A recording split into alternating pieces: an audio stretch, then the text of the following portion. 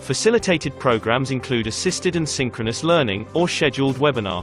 Lastly, accredited outside UP programs are sessions developed and organized by Magandang hapon po sa ating mga kawani ng UP Diliman. Welcome po sa Day 3 ng ating programa, ang Orientation for New Employees of UP Diliman 2022 o 1UP 2022. We are also live via YouTube channel. Ang programa pong ito ay handog sa inyo ng Office of the Vice Chancellor for Administration at Human Resource Development Office. Ako po si Charm Kahuraw, ang inyong tagapagpadaloy para sa hapon po na ito. Bago po natin formal na simulan ng ating programa, narito po ang layunin ng mga programang ito. Una po, maipakilala ang UP Diliman bilang isang organisasyon.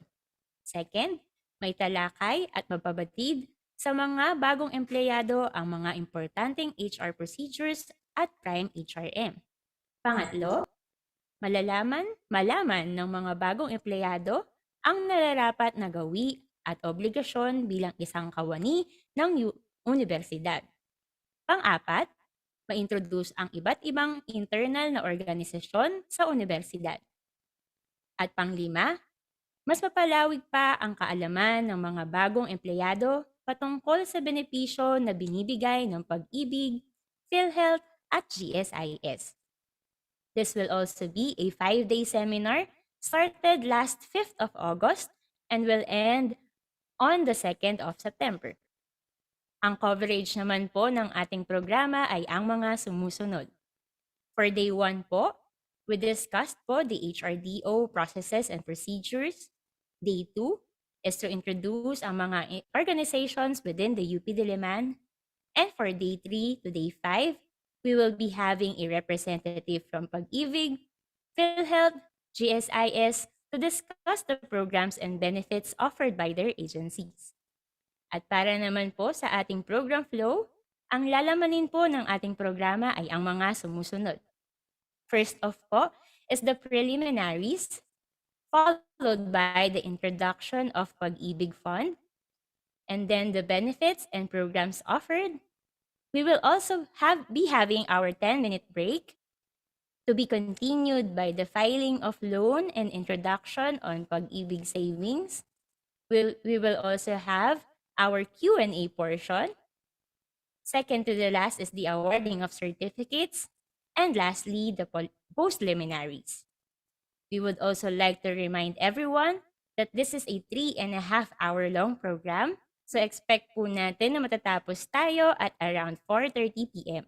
Maaari din po itong mapaaga o ma-extend depending on the flow of discussions and questions. At para naman po masiguro natin na mamimit natin ng mga program objectives, panoorin po natin ang ating house rules for today.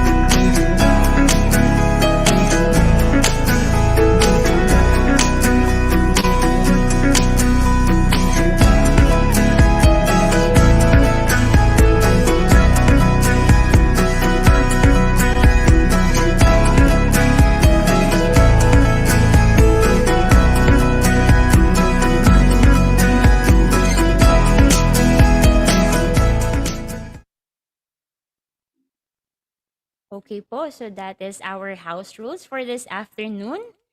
I-emphasize lang din po namin ang pag-mute po ng ating mga audio Para mapanatili po ang kaayusan ng ating webinar at para makapag-focus po tayo sa lahat ng ating video materials, ating host, at ang ating mga speakers, siguraduhin po natin na lagi po tayong nakamute. Kindly accomplish the attendance form na isa-send din po ng ating chat support.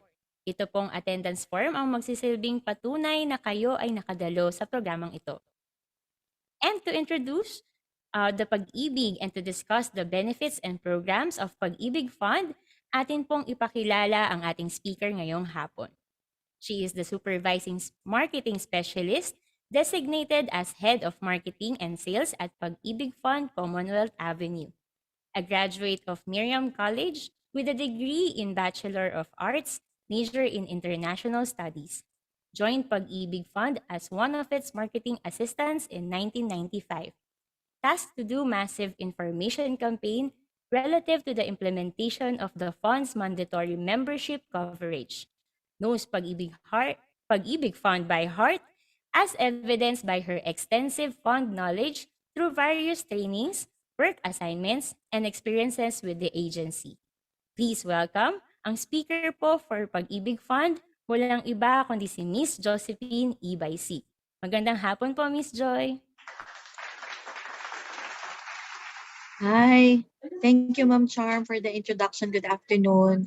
Magandang hapon po sa lahat ng ating participants, ang mga bagong kawani po ng University of the Philippines who will soon be joining our roster of valued Pag-IBIG Fund members. So bago po tayo magsimula dun sa aming inihandang presentation for all of you, kami po ay nagpapasalamat sa University of the Philippines who has always been our partner in providing services po to you, our dear members from the university. Ayan. Okay, share ko lang po yung screen so we can start with the presentation proper itself.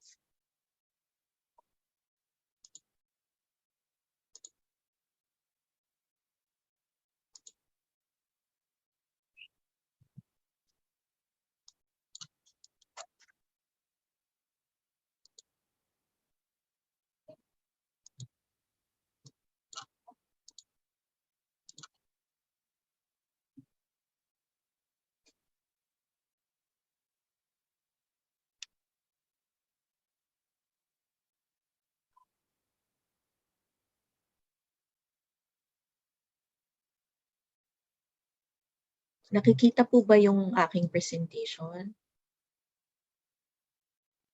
Yes po, ma'am. Kita po. Okay. Ayan, so start na po tayo. First and foremost, we would like to give you a brief backgrounder on how Pag-IBIG came about. So for the benefit of our new members or our first-timers to attend seminars on Pag-IBIG Fund, bigyan ko lamang po kayo ng brief backgrounder on how Miss Pag-IBIG Joy, came about. excuse lang po, Miss Joy. Nag-stop po yung inyong presentation. Wait, ma'am.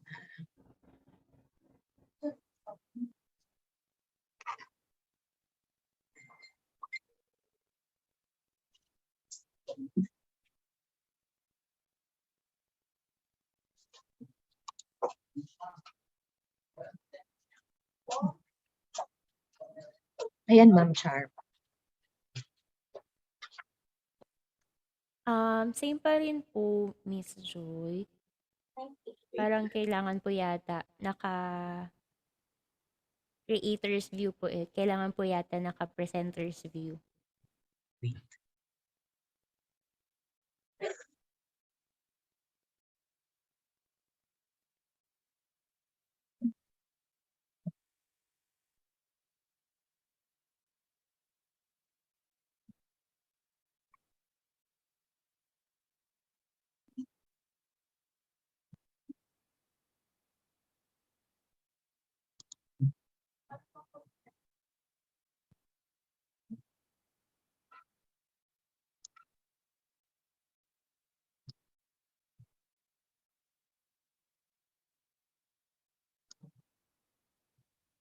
Wait lang ha.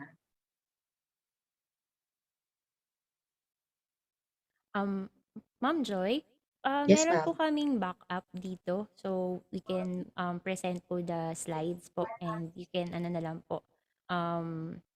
Sure, sige. Signal us for kung next na po yung slide. Okay, sige. Okay po. Ikaw na mag-share, Ma'am Char. Yes po, our technical team po will share po the slides. Okay.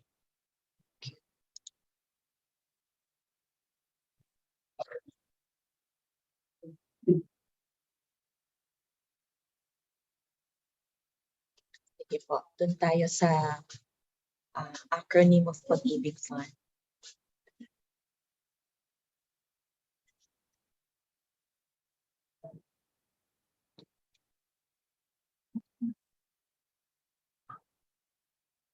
Ayan. Okay, so ayan, ito po yung ating PAG-IBIG Fund is actually an acronym which stands for, ayan po, so yung PAG stands for pagtutulungan sa kinabukasan, and then I stands for ikaw, lahat po tayo na members of IBIG Fund. B stands for Bangko, the banks which help us in the collection of our remittances. Tapos noon pong 1980s, when PAG-IBIG does not have the expertise yet on processing of housing loans, we course all our housing loan applications through the banks. Okay, pero sa ngayon po that we already have our own technical people, we now process your housing loans directly. So medyo mas napabilis siya at napaganda siya kasi hindi na natin ini-endorso sa bangko yung ating mga housing loan applications. Okay? So yung isa pang I stands for industriya. Ito po yung ating employers which really have an important role, especially now that PAG-IBIG membership is mandatory. So sa atin po na mga kawani ng gobyerno, ang atin pong so-called industriya or yung ating employer is the government. So yung ating employer po provides us the mandatory counterpart contribution. So pag tayo po ay nag-iimpok kada buwan, kaakibat po natin yung ating employer in saving for our future. And then yung I stands for gobyerno, the government po which guarantees that all your contributions, lahat po yung ating impok sa PAG-IBIG, this will all be given back to us in due time. So government guaranteed yung ating contributions as well as our dividend earnings. So by the time that we qualify for any of our grounds for withdrawal, that's the time na ibabalik po sa atin yung lahat po ng ating ipon. Okay? So again, that's PAG-IBIG Fund, pagtutulungan sa kinabukasan, ikaw, bangko, industriya at gobyerno. So makikita nyo po doon sa inyong screen, we have our twin mandates. Ibig sabihin ng aming twin mandates, one cannot exist without the other. So andyan po yung savings at saka yung housing. So ang PAG-IBIG Fund po para lamang po siyang isang malaking paluwagan. So lahat po tayong members, we take turns. Ito, lahat tayo ay naglalagak ng ating contribution. Okay? And then these contributions po, ito yung ginagamit to finance our housing loan programs. Okay? So yun po yung nature ng pag-exist po ng PAG-IBIG as an agency. So para siyang paluwagan. Lahat tayo nagbibigay ng ating contributions, and then PAG-IBIG funds, pool of funds, yan po yung ginagamit natin to finance our housing programs. Okay, so next slide po. Yan. So a short history of PAG-IBIG will show that our agency was created po in 1978. It was during this time po na voluntary pa lang yung ating membership sa PAG-IBIG Fund. This was during the time of then President Marcos. So ang PAG-IBIG Fund po kinreate, and it was patterned after the Provident Fund of the Singaporean government during that time. Okay, na para siyang isang malaking paluwagan. So we were voluntary, our membership was voluntary from 1978 until 1980. Now effective July of 1981, it was during this time na ginawa pong mandatory or compulsory yung ating membership sa PAG-IBIG. Okay? So we were mandatory from July of 1981 until in 1986, there was a significant event that took place in our history which really had a great impact on PAG-IBIG history as well. So nagkaroon po tayo ng EDSA revolution.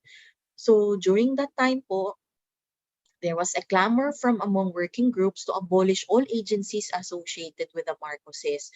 So one of the most prominent agencies under the Marcos administration during that time was PAG-IBIG Fund, kasi ang amin pong chairman during that time, chairman of the Ministry of Human Settlements, was the former First Lady Imelda Marcos. So ang lakas ng clamor from among working groups to abolish the agency. Kaya lang po, since PAG-IBIG Fund was just a government-controlled corporation, kumbaga ito ay pag-aari ng mga miyembro, ang pondo ay nanggagaling sa mga miyembro, hindi pwedeng basta-basta i-abolish ang ahensya. So what happened was, 3 months after the for 3 months after the EDSA revolution, there were series of auditings made. So iba-ibang grupo po yung pinag-aralan, yung pondo ng PAG-IBIG. Nandyan po, representing the government sector was the Commission on Audit. Tapos representing the private sector was the LCDS auditing firm. Hindi pa nakontento, so nagbuo pa ng Presidential Task Force headed by then Senator Alcuaz. The 3 teams looked into the funds of PAG-IBIG only to find out after the 3-month suspension na lahat po ng pondo remained intact. So there was absolutely no reason for the fund to be abolished. So pinagpatuloy yung ating membership, but to give in to the clamor of the working groups, yung pong ating membership was made voluntary. It took effect po January 1 of 1987 hanggang December of 1994. Sige po, next slide po. So during this time po, that our membership was on a voluntary basis of coverage. It was during this time na mas lalo nating pinaganda yung ating mga programa. Doon po pinanganak yung ating kilala na ngayon sa PAG-IBIG as multi-purpose loan. It was also during this time na lumaki din yung ating portfolio because of our voluntary members. Yan, so dun sila nagsipasukan. And pag magbabalik tanaw tayo ngayon, yung ating mga miyembro from the 80s, sila talaga yung umani ng malaking dividendo. So they're really enjoying the fruits of their efforts to save from 1981. Yan. So in 1994 po, by virtue of Republic Act number 7742, which took effect January 1 of 1995, ito po ay panahon na nung ating dating Pangulong Fidel V. Ramos. So binalik po ang PAG-IBIG membership to becoming mandatory. Nakita po kasi during that time na walang ahensya ng pamahalaan na tumutugon dun sa ating shelter problem. Okay, so yun yung main reason why PAG-IBIG membership was again made mandatory.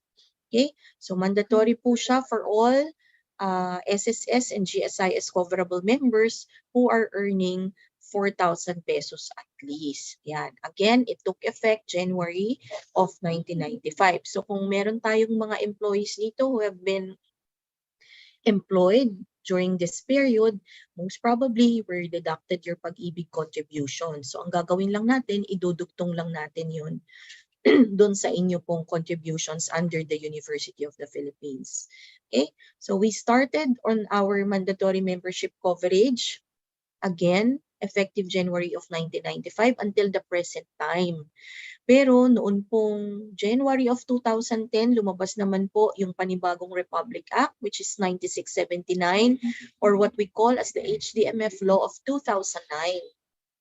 Okay, ano po yung na-enhance with this Republic Act? So with this Republic Act, mas lalong pinatatag pa yung ating pondo. Yung mga dati po na hindi coverable based on the Republic Act 7742, lahat po yun ay na-cover na under the new Republic Act. So ito yung tinatawag din namin na universal coverage kasi lahat na po ng kumikita ay nasakop na dun sa panibagong batas na ito. So again, it took effect January 1 of 2010. Yan po. Okay, so that's our short history. Ngayon naman po, for better appreciation of our agency, allow me to share with everybody yung pong ating accomplishment for year 2021. So nung nakaraang taon po, we already have 13.69 million active members. Imagine, when we started in 1981 until the present time, ito na po yung dami nung atin pong mga miyembro na naguhulog sa PAG-IBIG Fund, actively remitting for that matter, na ito po yung lahat pupul ng kanilang resources, ng kanilang pondo na ginagamit din natin dun sa ating loan programs. Okay? For housing loan releases in 2021, we were able to generate 94,533 housing loan borrowers. Nakapag-release po tayo, nakapagbigay tayo ng worth 97.28 billion in housing loan releases. So imagine, even with this ongoing pandemic, marami pa rin tayong napautang sa pabahay, sa ating programa sa pabahay. And for the short-term loan releases, ito po yung ating cash loan, yung pong multi-purpose, and for some, meron ding naka-avail po ng ating calamity loan. We were able to provide 44.30 billion worth of short-term loan proceeds, benefiting 2 million, more than 2 million, 2,090,851 active members who have availed of our short-term loan. Yan. So ang daming nangailangan, lalo yung mga nawala ng trabaho, yan, na meron namang sariling pinagkakakitaan, mga individually paying members natin. Ayan, sila yung, they comprise our short-term loan borrowers who benefited in year 2021. So for the total assets of PAG-IBIG, it already rose to 740.53 billion. Our net income for last year alone was at 34.73 billion. Ito po napaka-importante na palagi nating inaalam yung ating net income. Bakit po? Because from this net income, we derive our dividend earnings. So lingid sa kaalaman ng lahat, yung pong hinuhulog natin sa PAG-IBIG Fund, mag-loan po kayo o hindi, pare-parehas po tayong kumikita ng dividendo. So, PAG-IBIG Fund lang po ang nagsi-safekeep ng inyong pondo. But these are all yours. Nasa pangalan niyo po lahat. May mga sari-sarili po tayong ledgers. Nandun lahat ng ating impok sa PAG-IBIG together with the dividend earnings na atin pong dinideklara kada taon. Okay? So, PAG-IBIG Fund is required to flow back or to give back to its members at least 70% po, no, nung ating net income. Yan. So, compute na tayo. And if you have the time, mamaya i-discuss din natin yung ating virtual PAG-IBIG. If you have the time, please feel free to visit our website and apply for the virtual PAG-IBIG para po every year, maaari nyo pong ma-check kung magkano na po yung nadagdag sa inyo pong savings ledgers. Yan. Para lamang po kayo nag-iimpok sa bangko. Okay, so who are qualified, who are eligible to apply for PAG-IBIG membership? Sige po, next slide please.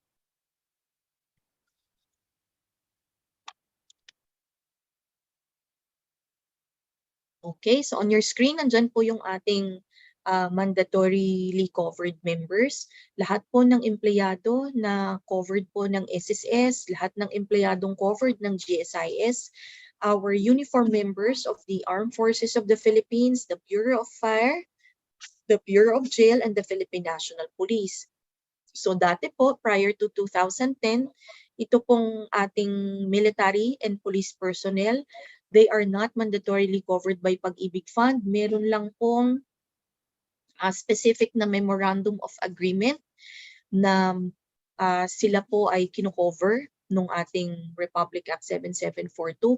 But when there are changes in the administration at hindi pumirma dun sa ating MOA, hindi na sila makakasama. But effective January of 2010, with or without the MOA, our police and military personnel are already mandatorily covered by the law. Okay? And Filipinos employed by foreign-based employers. So yun din po ay mandatorily covered. Sige po, next slide. Aside from our mandatory members, other sectors po of our society can also join as voluntary members of the fund. Sino-sino po itong mga ito? Persons who are at least 18 years old but not more than 65 years old, including but not limited to the following. So nandyan po yung stay-at-home spouses.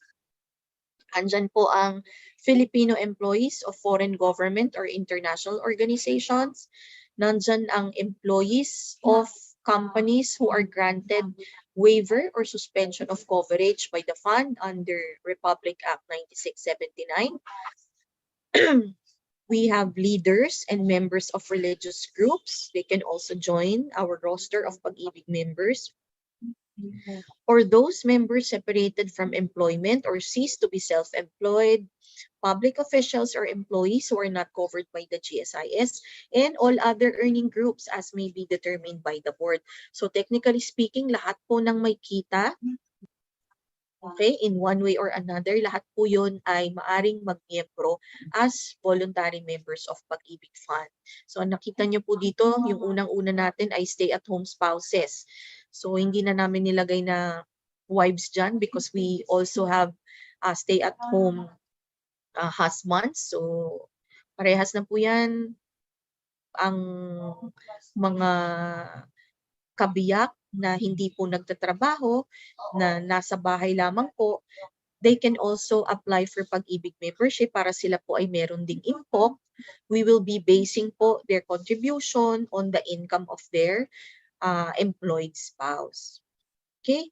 Meron din po ito, yung mga Filipino employees of foreign government or international organizations like yung pong ating mga kasamahan Pilipino na nagtatrabaho po sa US Embassy. So ang nagpapasahod po sa kanila is the US government.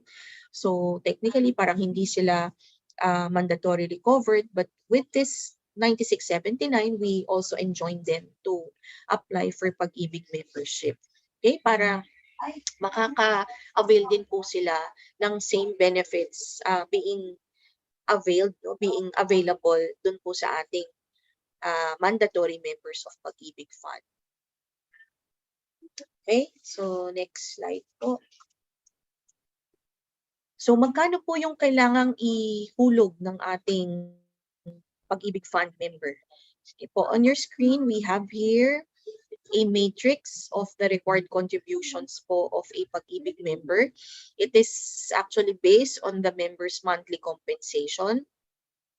Makikita niyo po kung ang ating empleyado ay kumikita ng 1,500 or mas mababa, kailangan po niyang maghulog ng base po sa 1% nung kanya pong sweldo. So pag 1,500 times 1%, it's at 15 pesos, di ba? Napakababa. For the employer po, yung ating pong employer is required to match the employee's contribution of 2%.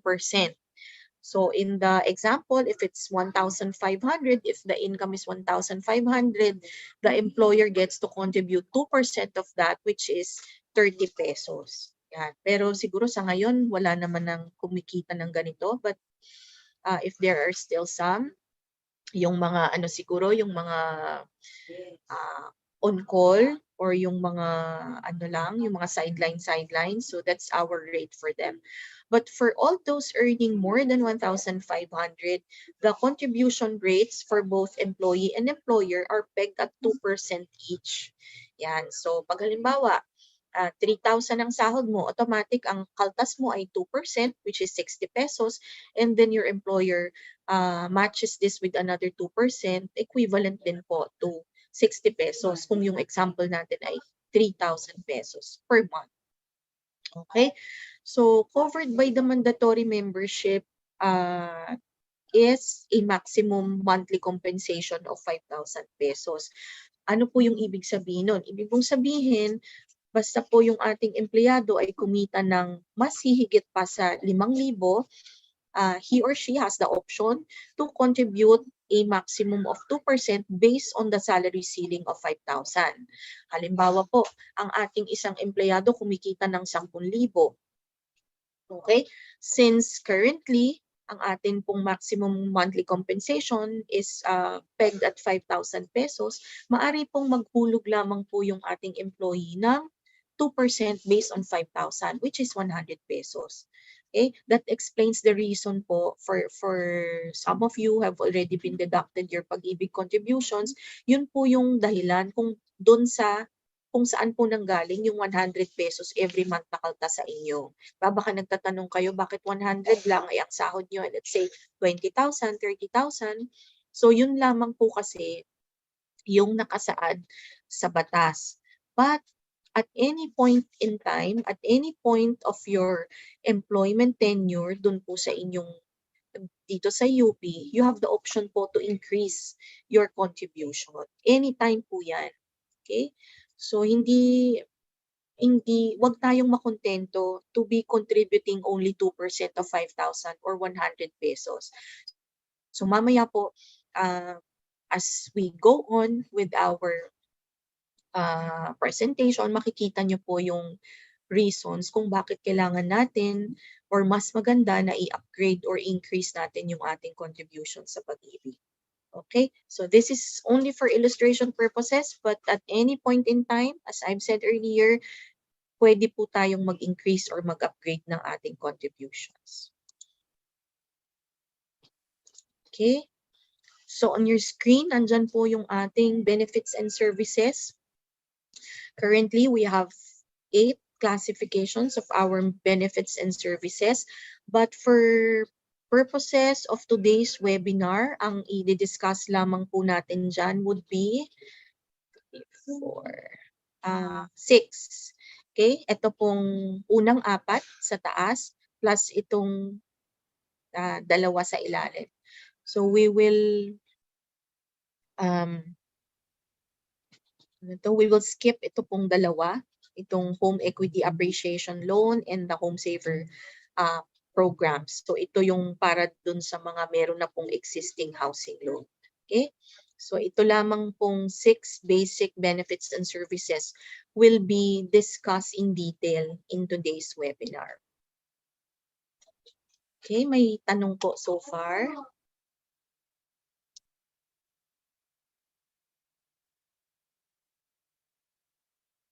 Okay. Ayan, may message si Ma'am Nika sa chat box natin for your questions po. So later, we will be answering your questions po right after the presentation. Ma'am Charm, baka we can proceed na po with the regular savings program. Medyo mahaba pa yung oras for the introduction. Yes, ma'am, you can proceed po. Salamat Okay. po. So our first benefit program is the PAG-IBIG Savings Program. Under the PAG-IBIG Savings Program, we have 2 types. We have the regular and we have the modified PAG-IBIG 2. So simulan po natin yung sa regular savings program.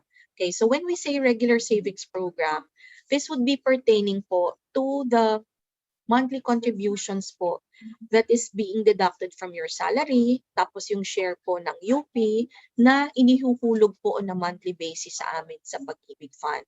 So that comprises your regular savings. Ang tawag po namin dito ay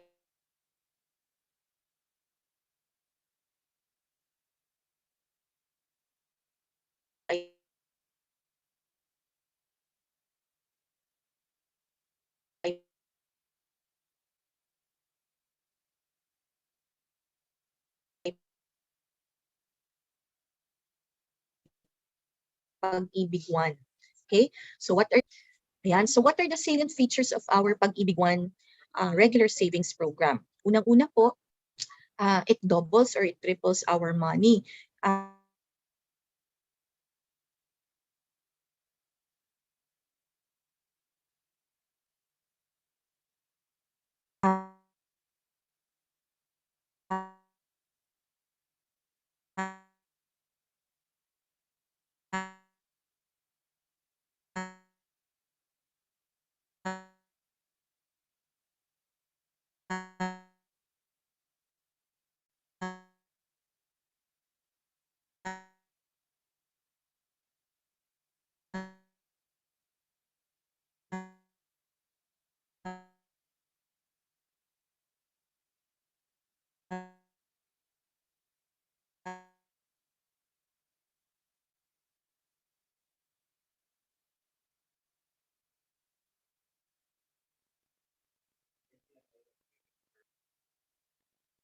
Okay po, so paumanhin po sa isang nagkaroon po kami ng kaunting technical difficulty dun po sa end po ng ating resource speaker.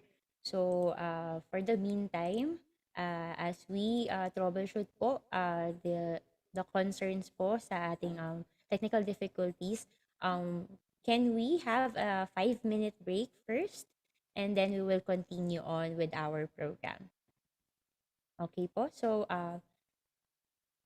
during po our 5-minute break, meron po kaming mga videos po na ipe-present. Maraming salamat po.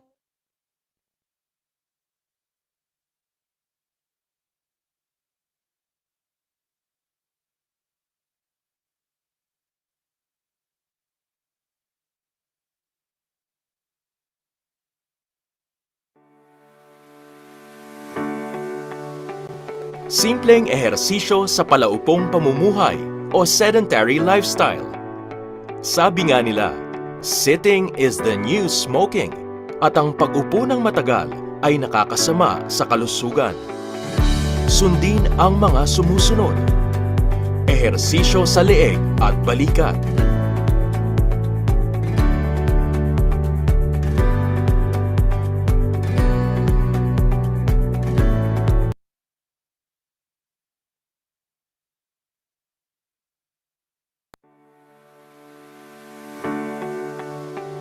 Simpleng ehersisyo sa palaupong pamumuhay o sedentary lifestyle. Sabi nga nila, sitting is the new smoking at ang pag-upo ng matagal ay nakakasama sa kalusugan. Sundin ang mga sumusunod. Ehersisyo sa leeg at balikat.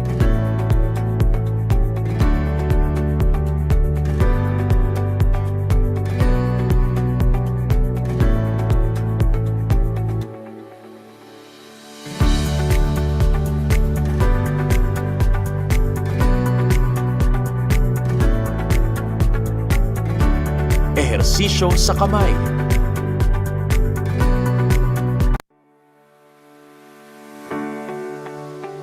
Simpleng ehersisyo sa palaupong pamumuhay o sedentary lifestyle. Sabi nga nila, sitting is the new smoking at ang pag-upo ng matagal ay nakakasama sa kalusugan. Sundin ang mga sumusunod. Ehersisyo sa leeg at balikat.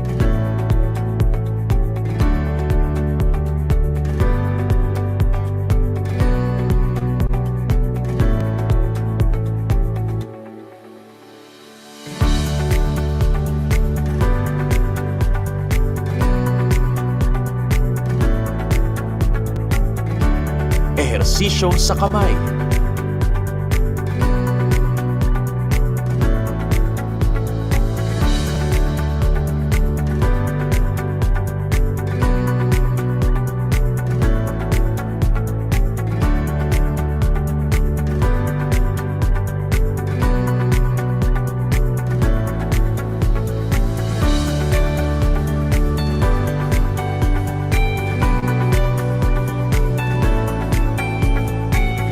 Ehersisyo sa likod at legs.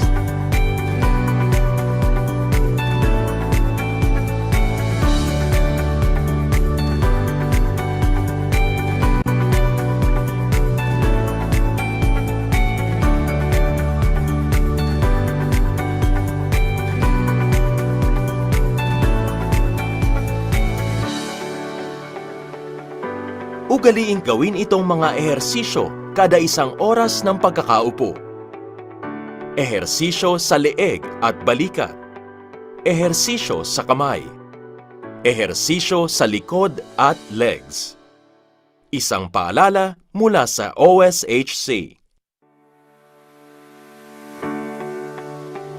Simpleng ehersisyo sa palaupong pamumuhay o sedentary lifestyle. Sabi nga nila, sitting is the new smoking at ang pag-upo ng matagal ay nakakasama sa kalusugan. Sundin ang mga sumusunod. Ehersisyo sa leeg at balikat.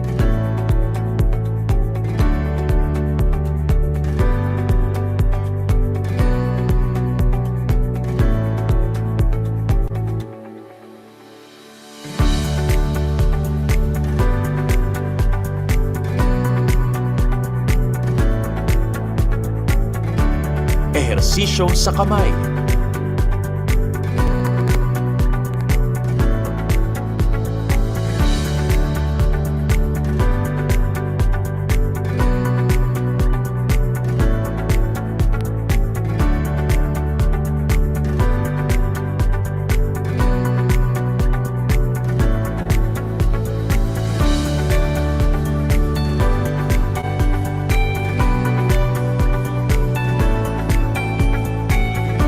Ehersisyo sa likod at legs.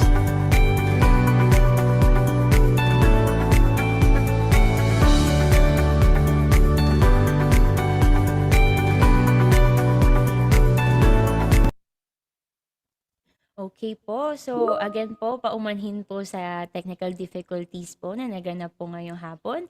And I believe po maaari na po tayong tumuloy sa continuation po ng ating programa. Maaari ko po ulit matawagan si Miss Joy. Yes, Ma'am Charm, I'm back. Sorry, wala yung aking connection. So, ayan, balik tayo dun sa ating Pag-IBIG One regular savings. Okay, so katulad nung nabanggit ko kanina, ang isa sa advantages of our or benefits of our Pag-IBIG regular savings, unang-una po, it doubles or it triples our money. Pangalawa po, it gives us dividends which are all tax-free. So unlike when we save in banks, di ba, pagka nagbigay ang bangko ng interest, automatic, nakakaltas na rin yung tax, di ba, yung withholding tax natin of 20%.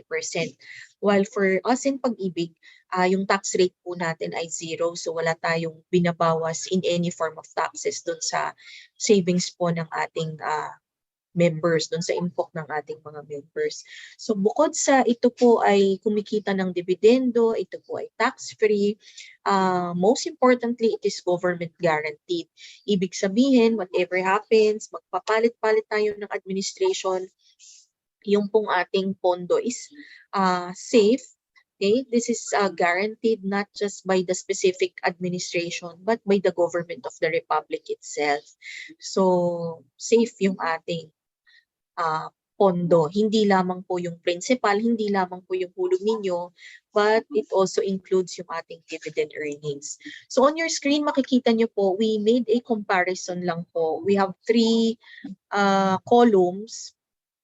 Makikita nyo po yung comparison natin ng Pag-IBIG regular savings in terms of rate, yung ibig sabihin yung yield or yung kita in terms of tax rate, and in terms of the minimum deposit for your money to earn interest. Okay, so hindi na po natin in-specify kung ano pong bangko yan, but based on our survey, yan, tinago na lang namin siya for banks A, B, and C. Okay, so for the interest or dividend rate, while for banks A to C, it ranges from 0.05 to 0.125. Yung sa Pag-IBIG Fund po, based on our rate for last year, it's at 5.50% per annum. So doon pa lamang po makikita na natin. Okay, so we can compare kung magkano po yung, pwede nyo nang computein kung magkano po yung kita niyan sa isang taon with these rates given to you. For the tax rate naman po, katulad nung nasabi ko kanina, for all banks po, once the bank gives or declares an interest, kasunod po niyan, if makikita niyo yun kung meron kayo nung savings passbook ninyo, makikita niyo po doon, may makikredit po na interest, kasunod naman po nun may madedebit na tax. This is usually based on 20%, no, of the interest given to you. All banks po practice that kasi ano yun requirement talaga yun ng BSP na merong 20% withholding tax. While for Pag-IBIG Fund, our tax rate is 0. So ito po, we got an exemption from the national revenue that whatever contributions, whatever dividends po we give back to our members, this is not subjected to any form of taxes. Kahit pag yung pong inyong impok, yung inyong pong savings, ay babawiin nyo na once you meet any of the grounds for withdrawal, wala po tayong binabawas in any form of taxes. Okay, so malinaw po yan. And sa mga bangko po, there is what we call as a minimum deposit for your money to earn interest. So sa Bank A, makikita nyo po dyan, nasa 5,000. Sa Bank B, nasa 25,000. Sa Bank C, nasa 10,000. So iba-iba po yung kailangan na savings mo, yung kailangan na impok mo for your money to earn interest. Sa atin po sa Pag-ibig, wala po tayo ganun. So kahit po 50 pesos or 100 pesos na ilagak mo sa Pag-ibig, yan po ay kikita at kikita. Okay? So yun po ang ating comparison of why we should choose or why we should appreciate yung atin pong regular savings, which is our Pag-ibig One program. Okay, so susunod pong slide. Ayan, so ito po ulit yung matrix natin. We have here a sample computation of how much will you be able to save, okay, dun po sa ating Pag-ibig One regular savings. Ayan po, so supposing you are contributing 200 pesos per month, so ito po ay composed of your 100 pesos personal share plus the 100 pesos employer share. Okay, if you try to compute it in 20 years po kasi yung ating tinatawag na membership maturity, so this would be equivalent to 48,000. Okay, so based on our, supposing we will be giving 5.95% dividend rate, ito po yung average natin for the past 3 years. So supposing this is our rate all throughout your 20-year term, ito po yung kikitain natin na dividendo. It's roughly around 42 to 43,000 po. So that gives us a total of 90,642.46 in regular Pag-ibig One savings upon maturity. Okay, so makikita nyo po dyan. Okay, so with this, diba, we are encouraged to increase or upgrade our contributions. Imagine mo, 100 lang na idadagdag mo dun sa iyong monthly contribution sa Pag-ibig, it would give you this amount, yung 135,963.73. Okay?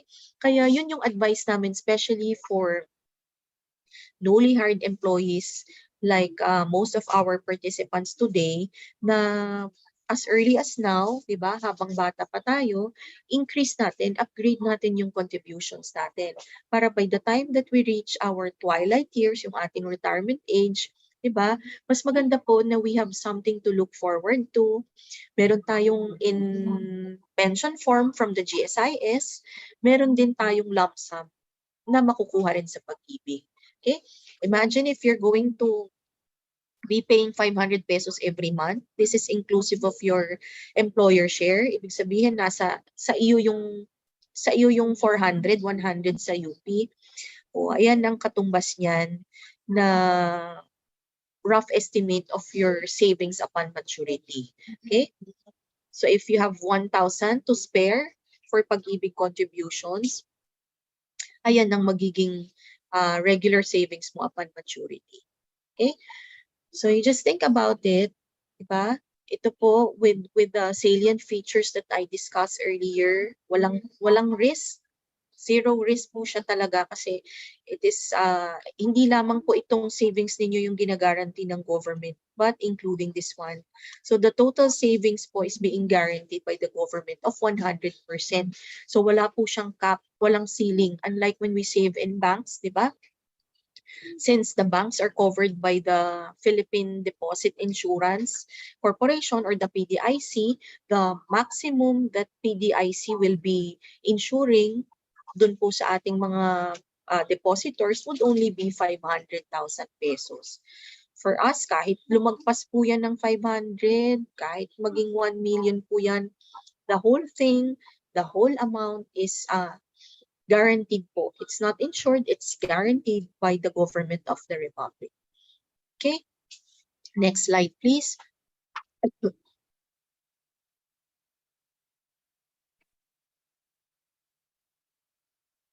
Sige po. So on your screen, nandyan po yung ating yung atin pong instructions on how you can start upgrading or increasing your contributions. Makikita nyo dyan yung atin pong slogan, mas malaki ang contribution, mas malaki ang ipon. Okay? So, you may visit the PAG-IBIG website, accomplish the upgrade savings form. Coded form po yan. Makikita nyo po doon sa downloadable forms natin from the PAG-IBIG website. You just accomplish, submit to your employer, and then you indicate po kung magkano yung gusto ninyong ipa-deduct po from your employer, from UP. And then once UP remits your upgraded contribution together with a share of your employer, together with the share of UP, you now start to earn your savings, you now start to earn higher dividends. Alam nyo po, para po siyang yung ating PAG-IBIG One regular savings, para po siyang may domino effect. Once we increase our contributions, everything else follows. Tataas ang dividendo mo.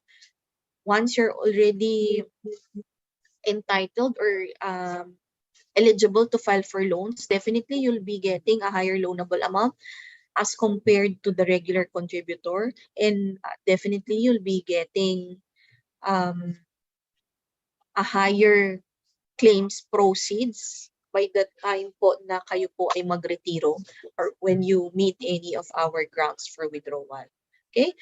So, sana po after this orientation, maisip natin yung benefit of saving. So, yan, we enjoin everybody po to increase or to top up your savings. Okay, maswerte tayo because we have this facility in UP. Ang dami pong nagre-request na members natin from private companies, especially yung mga BPOs. They cannot just increase their contributions. Hindi allowed based on the payroll system of the private company. So tayo po, we are lucky, we are fortunate that this facility is open for us as UP employees. Okay? Sige po, next slide po. Okay. Doon naman po sa kung may mga kakilala po kayo na katulad doon sa nabanggit ko na walang facility for salary deduction or for upgrading of your contributions and remitting this via salary deduction, pwede rin po silang mag-top up using virtual PAG-IBIG. Ayan. So pwede rin po pasok sa website ng PAG-IBIG, you click on virtual PAG-IBIG, you select pay online. Ayan. So ipasok nyo lang po yung inyong members ID number, and then you can start your higher contributions or your top-up contributions. Okay? Pero sa inyo po, since the facility is available at UP, mas ini-encourage namin kayo to do it via salary deduction. Kasi hindi nyo namamalayan. Diba? Sa umpisa lang din, yung pag halimbawang in-increase natin yung contributions natin, may effect na liliit yung ating net pay. But as we go on with our membership, hindi mo na mamamalayan, especially pag tumaas na yung salary mo, diba? Na-promote ka. Ayan, so magkano lang yung in-upgrade mo na contribution na yun. Okay, but just the same, the facility for topping up or facility for upgrading, increasing your contributions is also available via virtual PAG-IBIG. Okay, so dalawa yung option natin. Next po.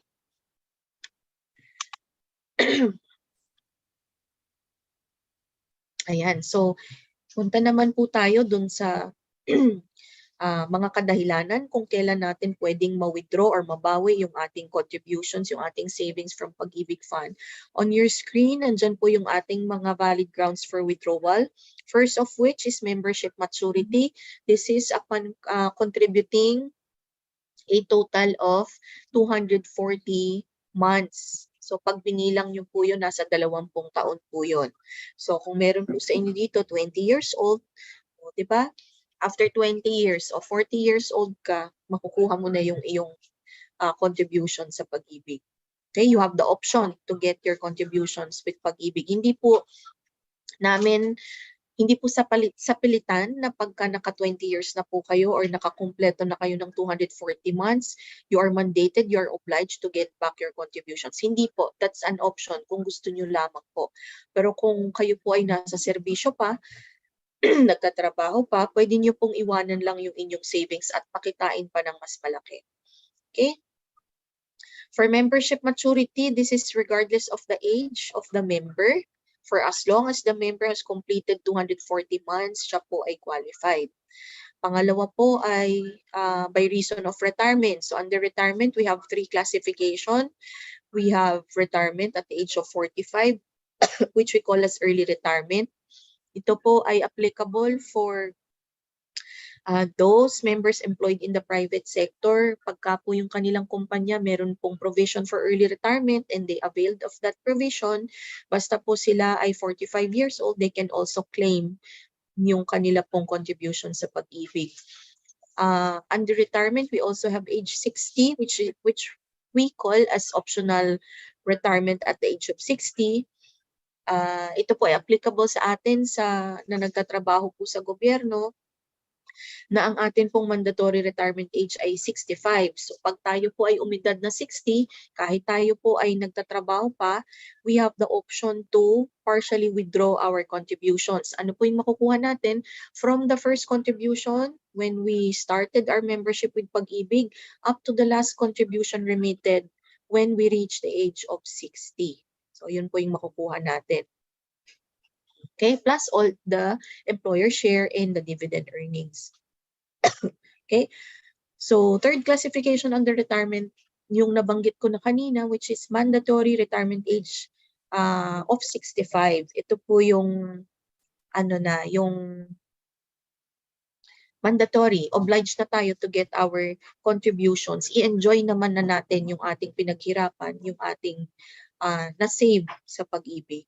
Okay, so again, that's age 45, age 60, and age 65. Nandyan din po yung permanent total disability or insanity. Okay, so ito po based on medical condition. Nandyan din po yung termination from service by reason of health. So natanggal sa trabaho kasi nagkasakit, the member has been declared as incapacitated to work, hindi na kayang maghanap buhay, yan, pwede na pong i-release yung contribution sa pag-ibig. Okay, parang parehas lang po yung dalawang yan, but with disability insanity, we usually require yun pong physician statement at saka yung SSS or GSIS disability voucher, while for the termination from service by reason of health, usually ang hinihingi natin yung notarized certificate from the employer na yung pong empleyado nila ay natanggal sa serbisyo dahil po sa kanyang sakit. Okay. Another ground for withdrawal is permanent departure from the country. So nag-migrate na po sa ibang bansa. Again, basta po yung miyembro natin ay may immigrant visa, okay, na para na sa ibang bansa. This is regardless of the member's age, regardless of the number of contributions, for as long as we have an approved immigrant visa, pwede na po nating i-avail po yung withdrawal of pag-ibig savings. Okay, ito po yung permanent departure na talaga, not just from the country, pero dito sa mundo, pag sabi nga nila una-unahan, pero syempre ayaw naman po nating mauna. Yan, so yung by reason of death po, ang Pag-IBIG Fund, we follow the law on succession of the family code. So if a member dies single, automatic po ang beneficiaries would be the parents, or pagpatay ang parents, mga kapatid down the line. For those members who died married, automatic din po yung ating spouse or yung legal spouse for that matter, at saka lahat po ng surviving children. Hindi po nakasaad doon kung legitimate, illegitimate, lahat po ng anak, lahat ng surviving children would be considered as the members' heirs. Okay? So, yung panghuli po, critical illness of the member or any of his or her relatives within the second civil degree of consanguinity. So ito po, bago pong ground for withdrawal ito, parang ilang taon pa lang namin yan, based on the modified guidelines of our claims processing. Sinama na po yan. Kahit halimbawa po na yung anak, magulang, so yan, naging critically ill, the member now has an option to withdraw the contribution based on that, ano po, yung ganyang incident po. Okay? So whichever comes first, maaari nating ma-withdraw yung ating contribution sa pag-ibig. Okay? So ano po yung makukuha natin? We'll be getting the total accumulated value. Yun po yung tawag. So ano yung nilalaman ng total accumulated value? That comprises our, again, personal share, yung employee share, the employer counterpart contribution, plus the accumulated yearly dividends. Okay? Baka kasi nagtataka kayo, sinasabi ko na may dividends, pero yung mga dati ng member dito, parang isipin nila, wala naman kaming nakukuhang dividends kasi cumulative po siya. Ina-accumulate namin yung inyong dividends until such time that you are eligible to file for withdrawal of contributions. Doon po natin makukuha yun lahat. Okay, so next po.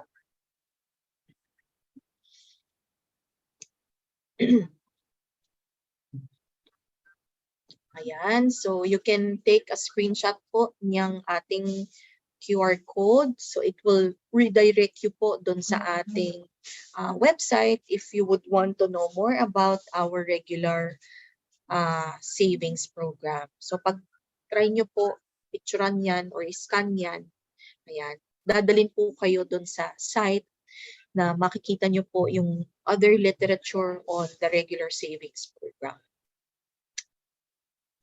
Next po.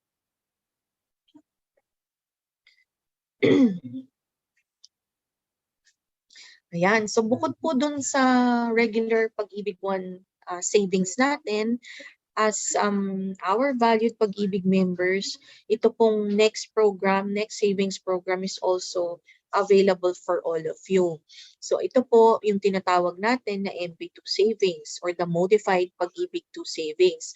So ano po yung difference of the modified Pag-IBIG 2 with our regular savings? So yung modified Pag-IBIG 2 po is voluntary, okay? Unlike yung Pag-IBIG 1 which is mandatory. Yung MP2 po ay, since this is a voluntary program, wala po itong employer share kasi yung share po ng employer natin ay nandoon po sa Pag-IBIG 1. Okay? More importantly, yung pong dividend earnings ay 0.5% higher. Yun pong ating binibigay under MP2 savings as compared to our P1 or Pag-IBIG 1 savings. Okay?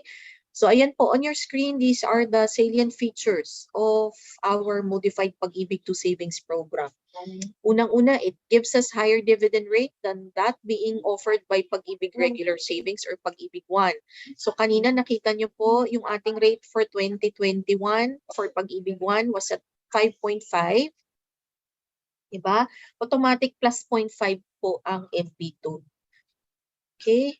So 6% po yung ating rate for MP2 for last year. Ito po yung actual rate natin. Okay?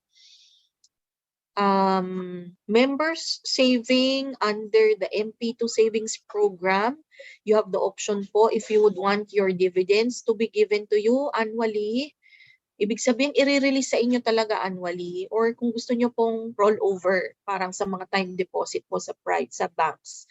Okay? So we call that compounded. Yan, option nyo po yan. Pero kung kami po yung tatanungin ninyo, definitely we will be choosing the compounded dividend payout option kasi mas malaki yun. Okay?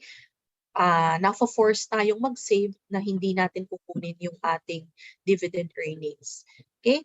Maturity-wise, for Pag-IBIG 1, maturity of your membership term is after 20 years. Di ba po? Kung naalala niyo yung na-discuss natin kanina, for modified Pag-IBIG 2, shorter po yung ating term, which is 5 years.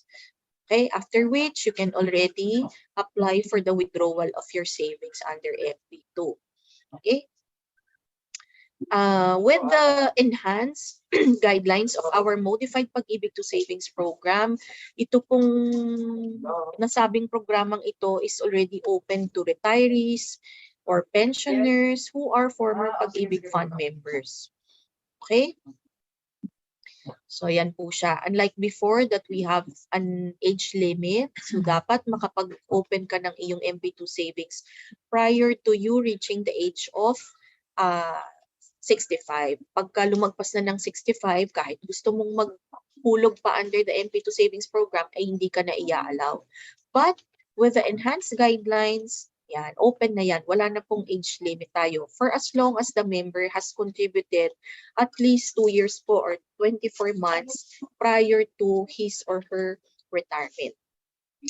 Again, our actual dividend rate for 2021 was at 6% per annum. Okay. Next slide po. So yung mga succeeding slides po natin, this would give us an idea on how much po are we expected to earn for the modified PAG-IBIG 2 savings program depending on the contribution, depending of the dividend payout option. Yan.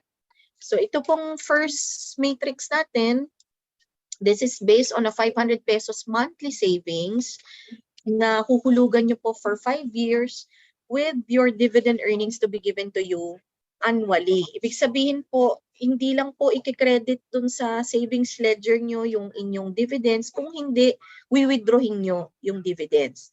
Okay? So, tingnan natin. For year 1, supposing you're contributing 500 pesos every month, your accumulated MP2 savings for the year would be 6,000 pesos. Okay? Multiply it by 6.45%. Ito po yung ating rate na ginamit. This is our average dividend rate for the past 3 years. Okay? So, compute lang natin yun. Ang bilis lang po niyan. 6,000 times 6.45. Okay? Yan. That would give us 209.63 pesos. So, ito yung i-release namin sa inyo. If you choose the annual dividend payout option. Okay? So, year 2, ganun din po. So, 500 pesos per month, itutuloy mo lang. Tapos, nag-accumulate ka ulit ng 6,000. And then, we add your cumulative MP2 savings for year 1. So, that becomes 12,000 pesos. Multiply nyo ulit sa 6.45. Okay? That would give us around 596.63. And so on and so forth. So, technically, parang itong annual dividends mo, kinukuha mo na yan kada taon. Okay? So once your membership under Modified PAG-IBIG 2 Savings Program matures, ano na lang yung makukuha natin? Ito na lang po. Yung principal savings nyo po for the past 5 years. Kasi ito po ay na-advance na namin sa inyo on an annual, on a yearly basis. Okay? So that's how your savings grow po under the Modified PAG-IBIG 2 with an annual dividend payout option. So, tingnan po natin yung susunod na slide.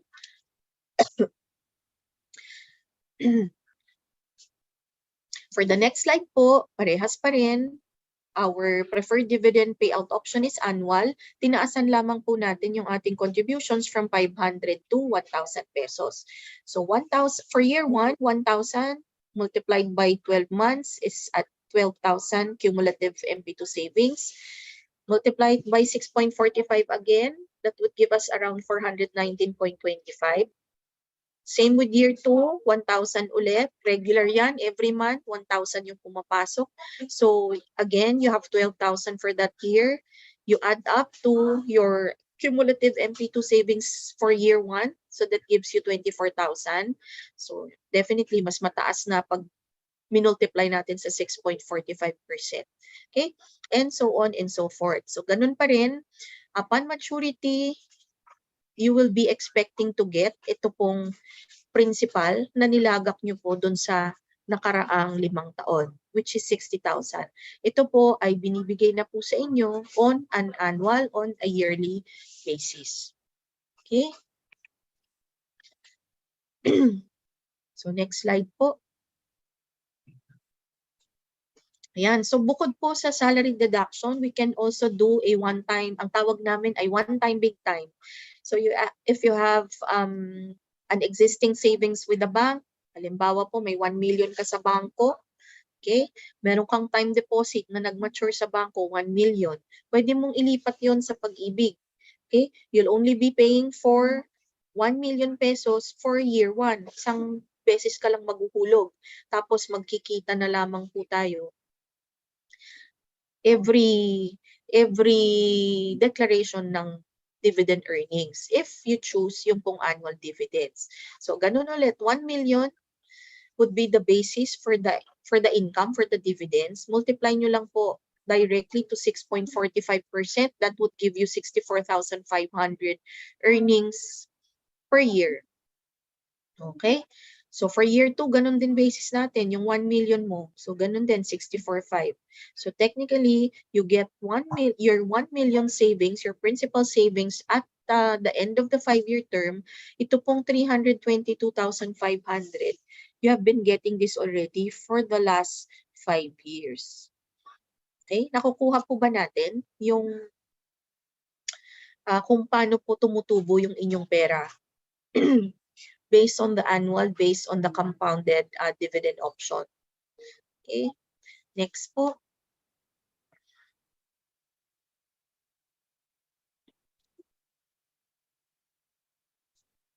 Ayan, so ito naman po yung ating compounded. So yung first 3 slides that we showed you, yun po yung ang preferred dividend option natin ay annual.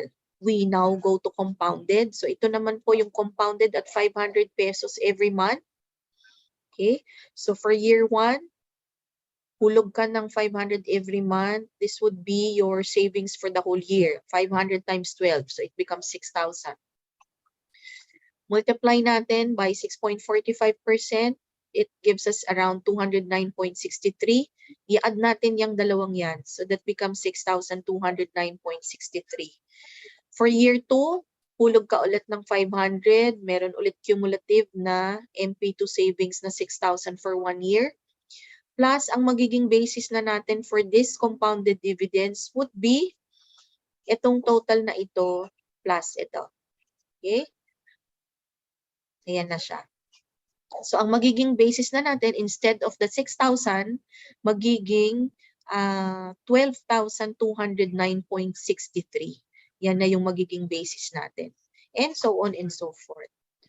So, ang makukuha natin at the end of the 5-year membership term, hindi lamang po itong ating principal savings of 30,000, but it would also include the compounded dividends of 5,320. So, ito yung ating total na makukuha for 5 years na nag-save po tayo under the modified Pag-ibig 2 Savings Program. Okay, so next slide po.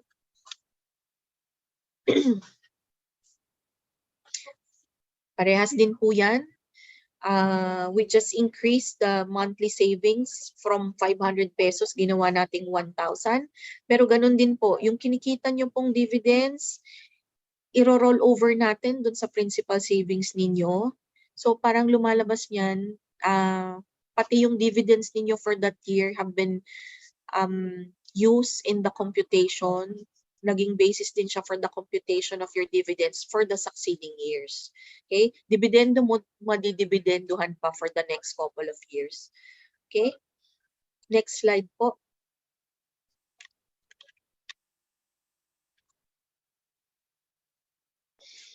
Ayan. So we also have under compounded dividend payout option, yung pong ating tinatawag na one-time big time. Supposing you have 1 million to spare. Ayan po. So based on the 6.45% given rate, ito po yung rate natin again for yung average natin for the past 3 years ng programang ito. So the dividend computation is roughly around 64,500. Okay? So yung kung inyong cumulative savings at year end for the first year would be 1.64,500. Ito po plus ito yung magiging basis natin for another set of dividends for year 2, for year 3, for year 4, for year 5. Okay? So yung 1 million mo, After 5 years, you add this compounded dividends, ito po yung makukuha natin at the end of the 5-year membership term. It's at 1.366,873.52. Okay? Ayan po. So, isipin natin kung magkano yung gusto nating contribution for MP2. Tapos, pangalawa, isipin natin kung gusto ba nating annual makukuha or compounded. Okay? These are yung next slides natin. We would like to show you po yung mga actual savings ledgers. Ganyan po yung itsura ng savings ledger ng mga members natin for PAG-IBIG 1 and for modified PAG-IBIG 2.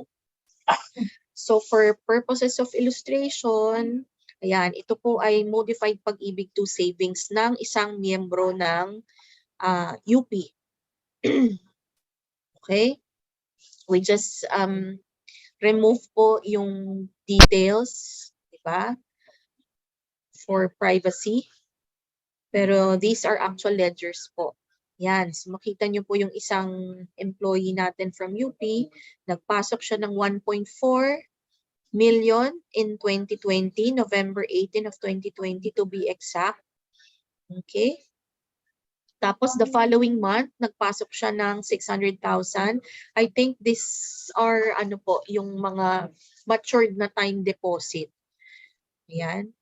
Ay, balik lang po natin yung sa nakaraang ledger para ipapakita ko lang kung magkano yung earnings.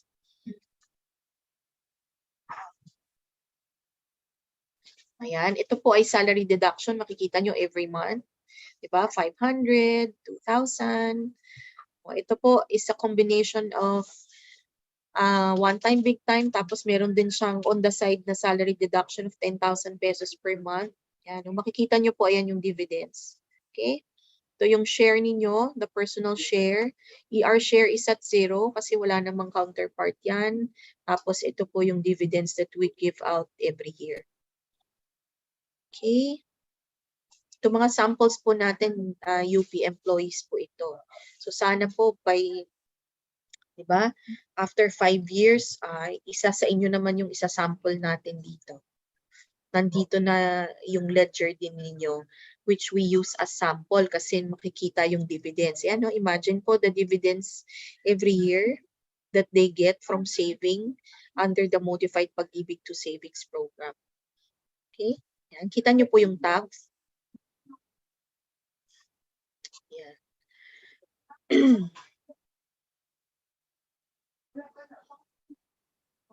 Okay. Yan, puro samples na po yung nilagay ko dyan, mga samples.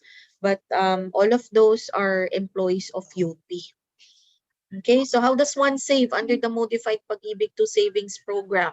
Supposing you have already decided that you will be registering under the program, you'll be paying through salary deduction. Tapos pagka meron kayong bonus, pwede kayong mag-top up, pwede kayo anytime maghulog po dun sa account ninyo. So initially, what do? Unang-una, we visit the PAG-IBIG website. It's at www.pagibigfund.gov.ph. We will be automatically directed to the virtual PAG-IBIG for members. Meron po doong drop-down. You just choose yung be a member. And then followed by apply for MP2. You just input your name, saka yung inyo pong MID number, name at saka yung inyong birthday. Ayan po. Tapos pwede nyo na pong i-fill in doon yung ibang required data or required information for MP2. So you'll be asked by the system if you would want an annual or a compounded dividend payout. Okay? Tapos, pwede nyo pong ilagay doon if it's salary deduction, pwede nyo ilagay kung magkano yung gusto mong ipakaltas. Okay? And then you just submit to the system. You can have it printed. Tapos, for the initial remittance po, pwede nyo pong dalhin sa branch or pwede nyo pong diretso na din through salary deduction, pero i-provide po kami ng copy of your enrollment form plus your valid ID. Okay? Pwede nyo rin pong i-course through HR kasi nagsasubmit din ng HR sa amin ng mga documents, claims, loans. Ayan po.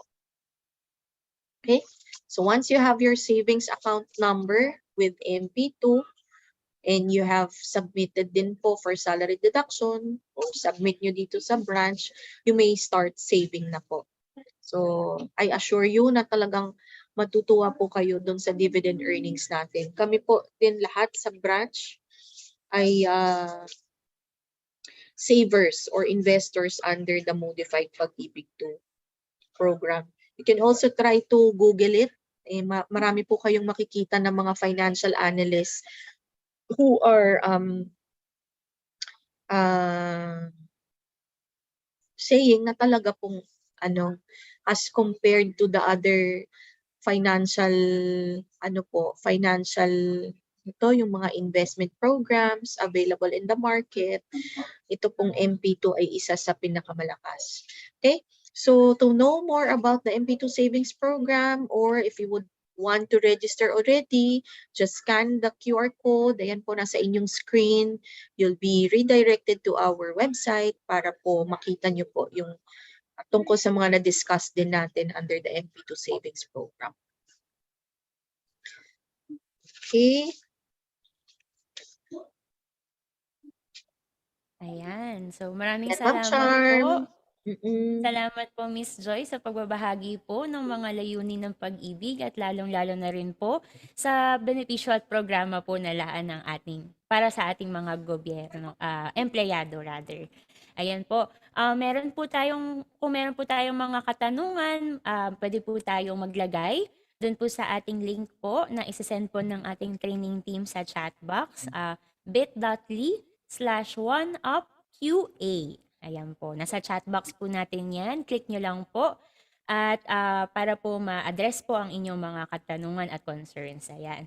Magkakaroon din po tayo ng Q&A later on para po i-discuss po ang inyong mga katanungan. Ayan.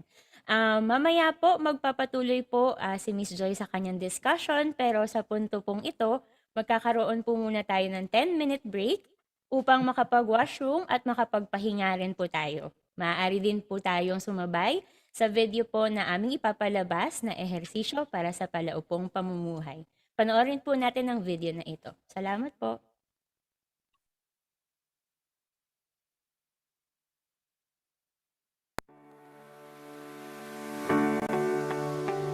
Simpleng ehersisyo sa palaupong pamumuhay o sedentary lifestyle. Sabi nga nila, sitting is the new smoking, at ang pag-upo ng matagal ay nakakasama sa kalusugan. Sundin ang mga sumusunod. Ehersisyo sa leeg at balikat.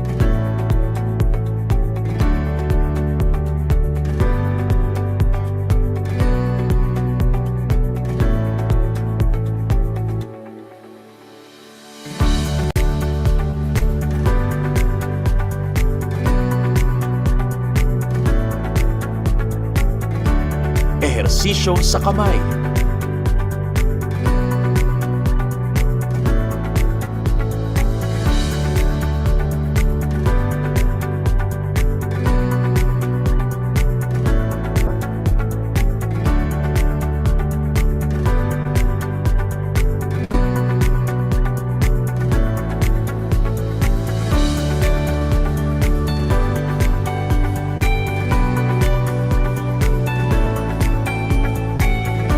Ehersisyo sa likod at legs.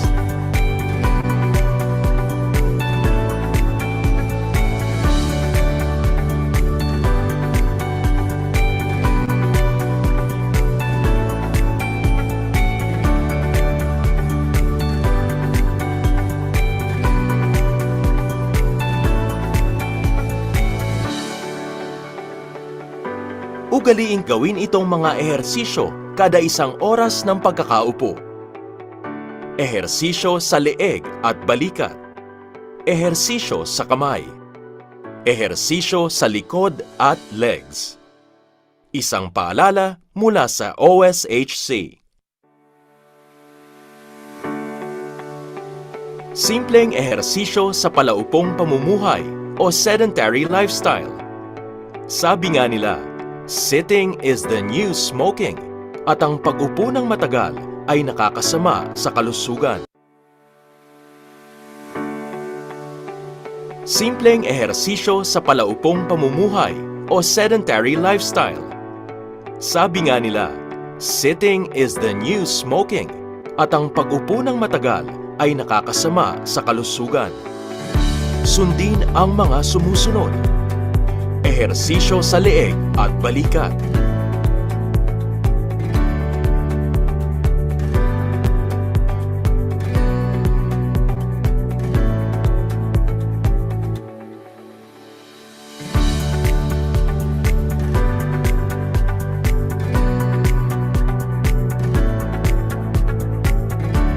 Ehersisyo sa kamay.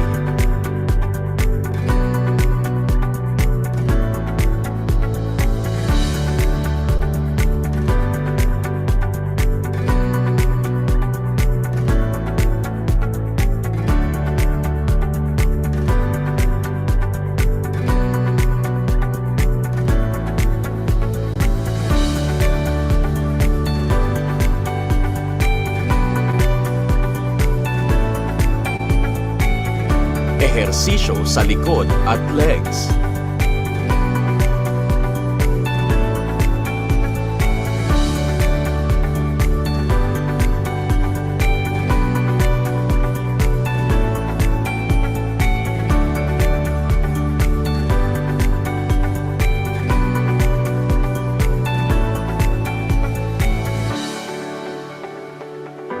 Ugaliing gawin itong mga ehersisyo kada isang oras ng pagkakaupo.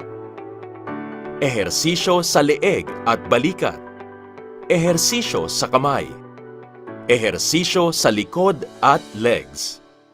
Isang paalala mula sa OSHC.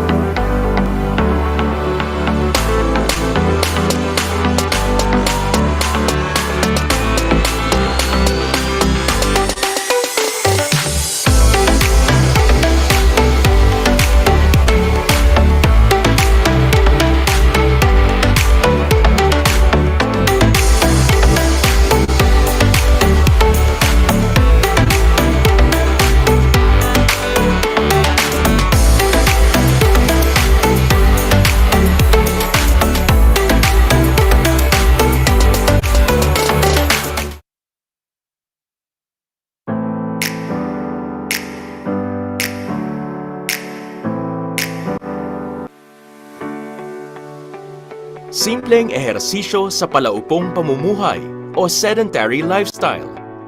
Sabi nga nila, sitting is the new smoking at ang pag-upo ng matagal ay nakakasama sa kalusugan. Sundin ang mga sumusunod. Ehersisyo sa leeg at balikat.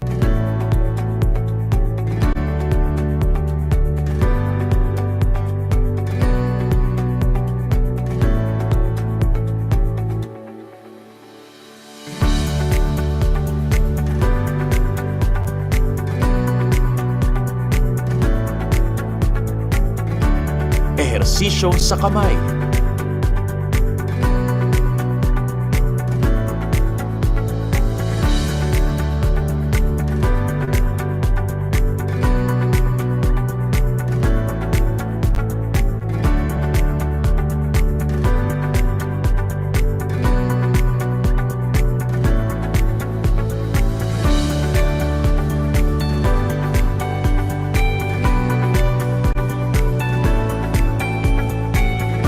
Ehersisyo sa likod at legs.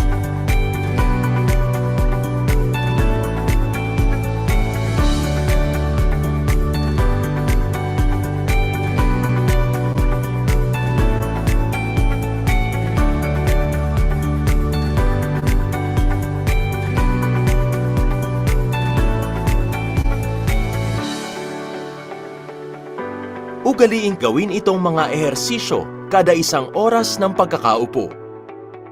Ehersisyo sa leeg at balikat. Ehersisyo sa kamay. Ehersisyo sa likod at legs. Isang paalala mula sa OSHC.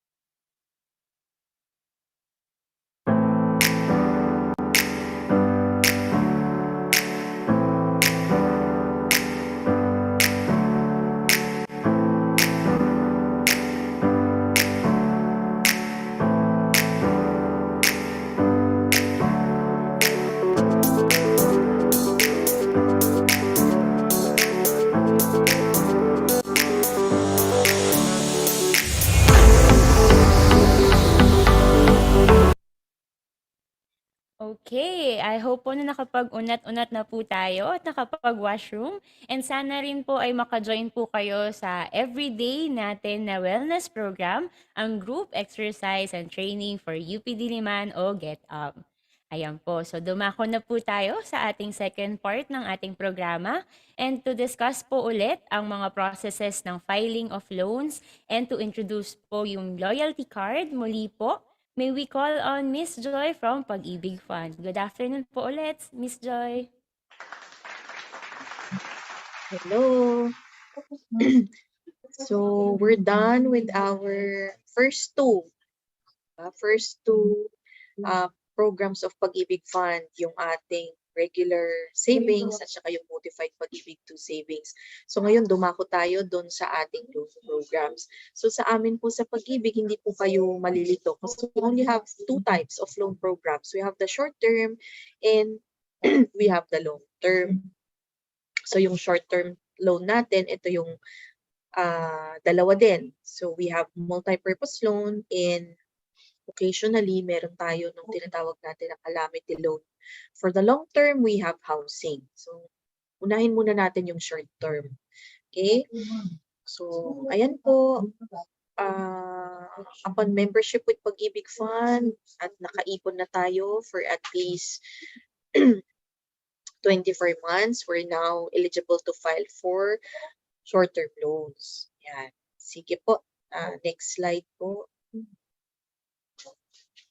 So from the word itself, no, multi-purpose loan, ibig sabihin, yung loan po, yung proceeds po ng ating loan can be used for whatever purpose we have in mind. So hindi na po yan, although nandun sa application form natin, we can jot down kung saan po natin gagamitin yung multi-purpose loan, pero nasa sa inyo po yan kung para saan yung proceeds natin. But based on survey, ito po yung kadalasan pinagagamitan natin ng FPL. It can be used to pay off yung ating mga educational expenses, yung ating for our health and wellness, for minor home improvement, or for your other purposes. Okay, meron kami mga members, every year nagre-renew yan every time na magbo-birthday, pang-treat sa kanyang mga colleagues. Yan. So kahit ano po yung reasoning nyo, for as long as you have made at least 24 months contributions and you are an active member upon filing of your loan application, ayan, qualified po kayo to apply for multi-purpose loan. Okay? Next slide po. Magkano po yung pwede nating mahiram under the said program? Okay? So yung multi-purpose loan, hindi po siya salary loan. Kasi hindi po based on salary yung atin pong loan proceeds. This is based on our total accumulated value. Yung kanina pong in-explain natin sa inyo na total of your employee share, the employer counterpart contribution, plus your dividend earnings. So yung total nun, you just multiply it by 80%, that becomes your maximum loanable amount. Kung meron tayong mga old members na ibig sabihin ang tagal na nilang miyembro, ang laki na nung kanilang total accumulated value, you have the option po if you would want to maximize 80% of your tab or kung magkano lang yung gusto mo. Kaya doon sa form po natin, if you would notice, there is a portion which says na desired loan amount. So kung gusto nyo lang a portion of your regular savings, you may do so. Pwede nyo pong ilagay doon. At yun ang ibibigay po namin sa inyo. So yung atin pong interest rate is one of the lowest in the market, which is at 10.5% per annum. Payment term po, you now have the option if you would wish to pay for it for 2 years or 3 years. Nasa sa inyo po yun. Okay, so ginawa na dati 2 years lang po. So we have added another year kung sakasakali na para hindi mahirapan yung member natin kung sakaling mag-a-apply ng 3 years kasi liliit yung kanyang monthly amortization. Okay, so basically that's about our multi-purpose loan.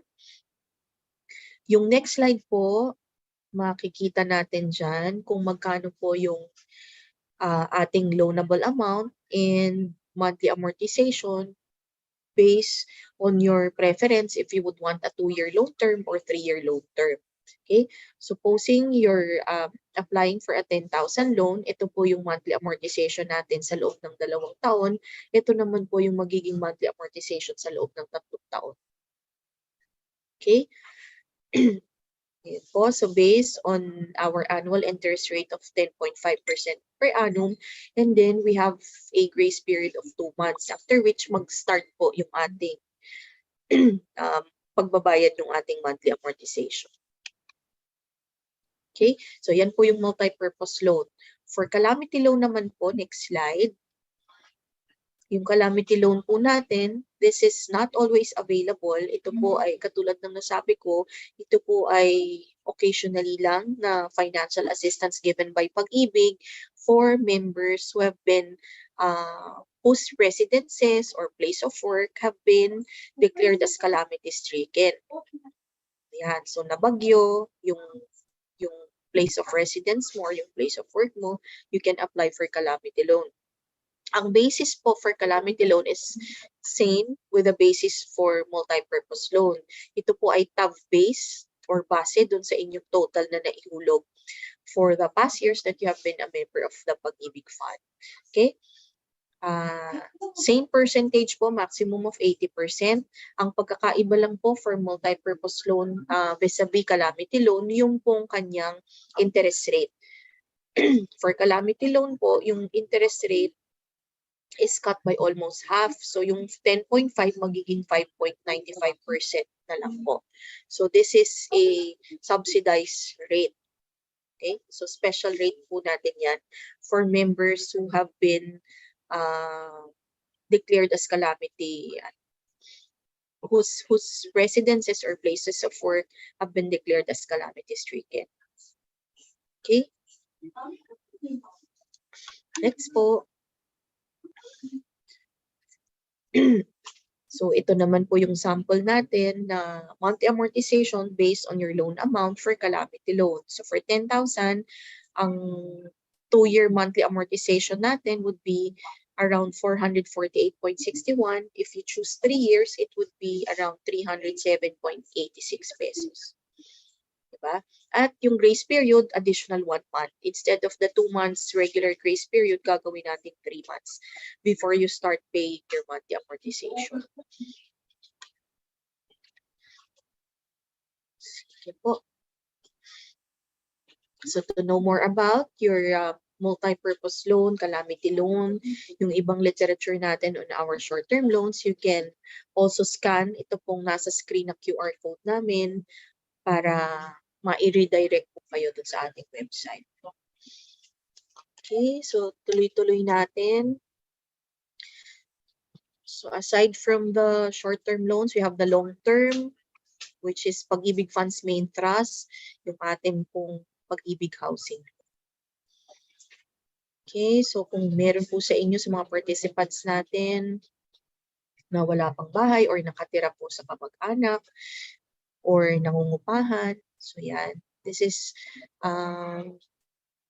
yan, you can think it over kung kaya na po na mag-apply for housing loan para po at least kung kayo po ay nagre-renta ngayon, konting difference lang doon sa magiging monthly amortization ninyo or baka parehas lang din po. But at least yung pong inyong hinuhulog monthly, in the long run, yun pong property ay magiging sa inyo na. Okay? So basically, yung pong ating housing loan is being offered to all our active PAG-IBIG members who have made at least 24 months contributions. Wala po tayong residency requirement. Ibig sabihin, kahit po kakapasok nyo lang po sa PAG-IBIG, kakamiyembro nyo lang sa PAG-IBIG, may nakita kayong property na gusto nyo pong kuhanin, you can at any time po pay in advance yung amount equivalent to 24 months. Okay? Para po mag-qualify kayo agad for housing. So ang ating contributions basically nasa 200 pesos per month. Kung may makita kang property na gusto mong kuhanin, you can pay outright yung 200 times 12 times 24 months, which is 4,800. Qualified ka to apply. Okay? Maximum amount that we release for housing is at 6 million. But of course, we will be basing it on several factors. Mamaya po, isa-isahin natin. We have very low interest rates, very competitive interest rates as compared to other financial institutions. At yung terms po natin, yung dati nating 25 years, we have extended. It's now at 30 years. So talagang halos lahat na basta kumikita qualified mag-apply for housing loan. So isa-isahin po natin yung features ng ating PAG-IBIG Housing Loan Program. Okay, next slide po.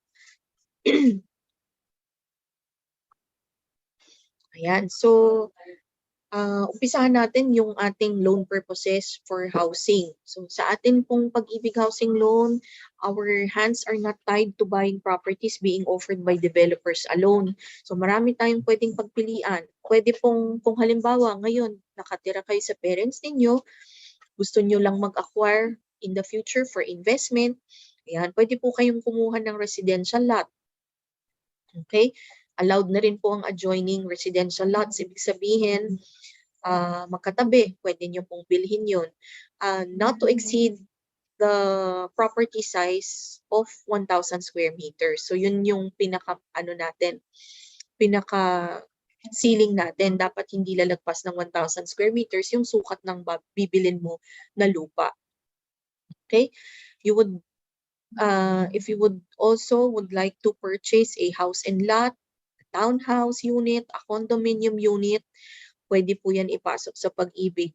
Pwede pong, of course, pwede brand new, pwede rin pong second occupancy units or yung mga old existing units. You can also opt to purchase properties mortgaged with PAG-IBIG Fund o kaya yung mga adjoining houses.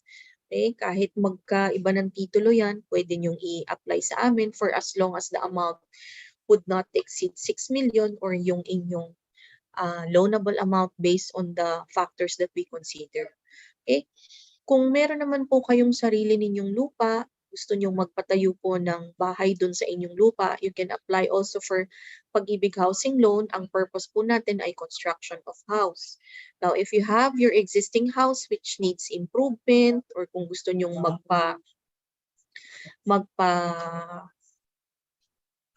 mag-improve or mag-extend or yan, pwede nyo pong i-apply din for PAG-IBIG financing. Ang purpose po is improvement of house.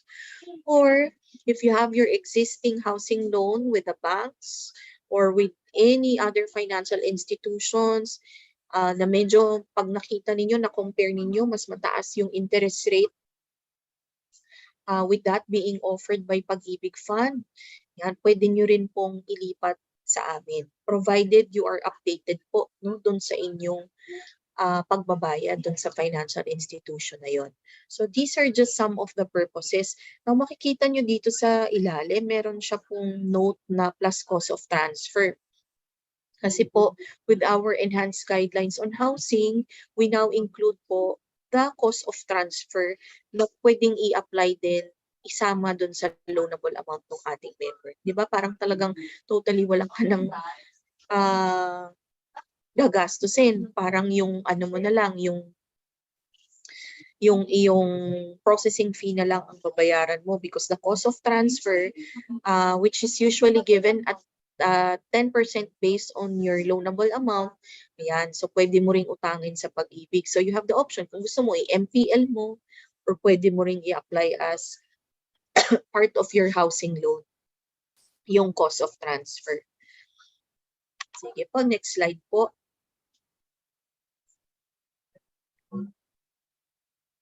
So, balik po tayo doon sa balik po tayo ng isang slide.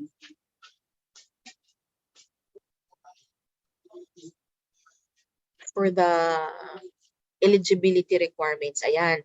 So again, sino po yung mga qualified to apply for housing? The member must have at least 24 monthly membership savings under PAG-IBIG 1. For the age naman po, the member must not be more than 65 years old at date of loan application. Dapat yun, matapos niya po yung kanyang loan prior to reaching the age of 70. Okay, the member also must have the legal capacity to acquire and encumber real property. So dapat Filipino citizen po for for a member to have a legal capacity. Okay, no housing loan that was foreclosed, canceled, bought back, or voluntarily surrendered. So ibig sabihin po, malinis pa yung slate sa PAG-IBIG, hindi siya blacklisted. Okay, if you have your existing PAG-IBIG housing loan or short-term loan, dapat yung payments mo po ay up to date.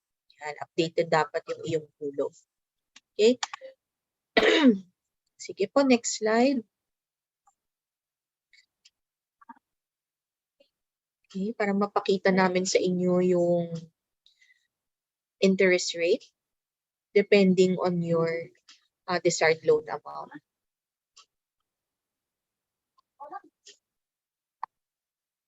Next slide po.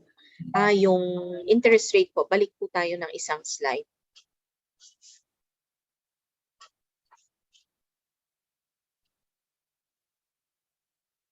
Ayan, so ito po yung ating rates. Hindi po nagbago yan. So makikita nyo po on your screen, you have option if you would want a 1-year fixing or 30-year fixing. Ano po yung ibig sabihin nun? If you choose the 1-year fixing po, for the first year that you have been paying your monthly amortization, it would be based on 5.750. Pagka po on the following year, maaari pong magbago yun, maaari pong tumaas, maaari pong mababa. But if you choose the, let's say for example, 50 years fixing, your rate, for example, would be at 8%. This would cover yung 15 years po ng inyong pagbabayad ng amortization. On the 16th year po, kung halimbawang 30 years to pay yung kinuha nyo, on the 16th year, there is a possibility na ito po ay bumaba or tumaas. Okay, so kayo po yung pipili niyan, yung ating repricing period. From 1 to 30 years fixing with the respective rate of 5.750 to 10% per annum. Kahit ito pong pinakamataas na 10%, it's still very competitive if you would try to compare it with those being offered by the banks. Okay, next po.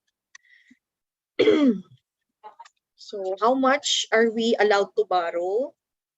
Okay, so kanina po nasabi ko sa inyo na ang maximum loan entitlement natin, maximum loan amount is at 6 million. And it would be based on the lowest of the following factors. So pwede pong desired loan amount, actual need, capacity to pay, and the loan to appraisal value ratio. So whichever is the lowest from the 4 factors I've mentioned, yan po yung ating mauutang sa PAG-IBIG Fund housing loan. Okay?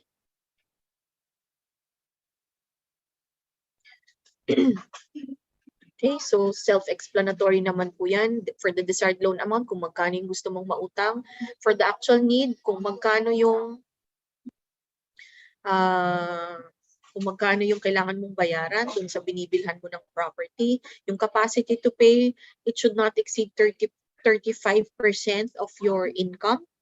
Okay, kung halimbawa nag-i-income ka po ng 20,000 per month, you just multiply it by 35%. So dapat yung amortization should not exceed 7,000.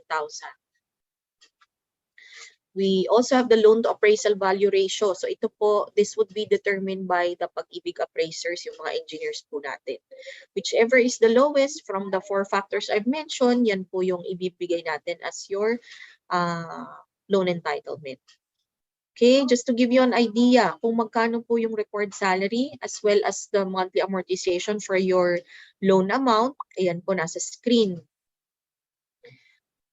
For a 1 million loan, ang requirement po natin for the gross monthly income would be 32,000 and the monthly amortization is roughly around 6,000. Okay. Plus, i-add natin lang yung ating insurance premiums na napaka-importante. Okay, next po.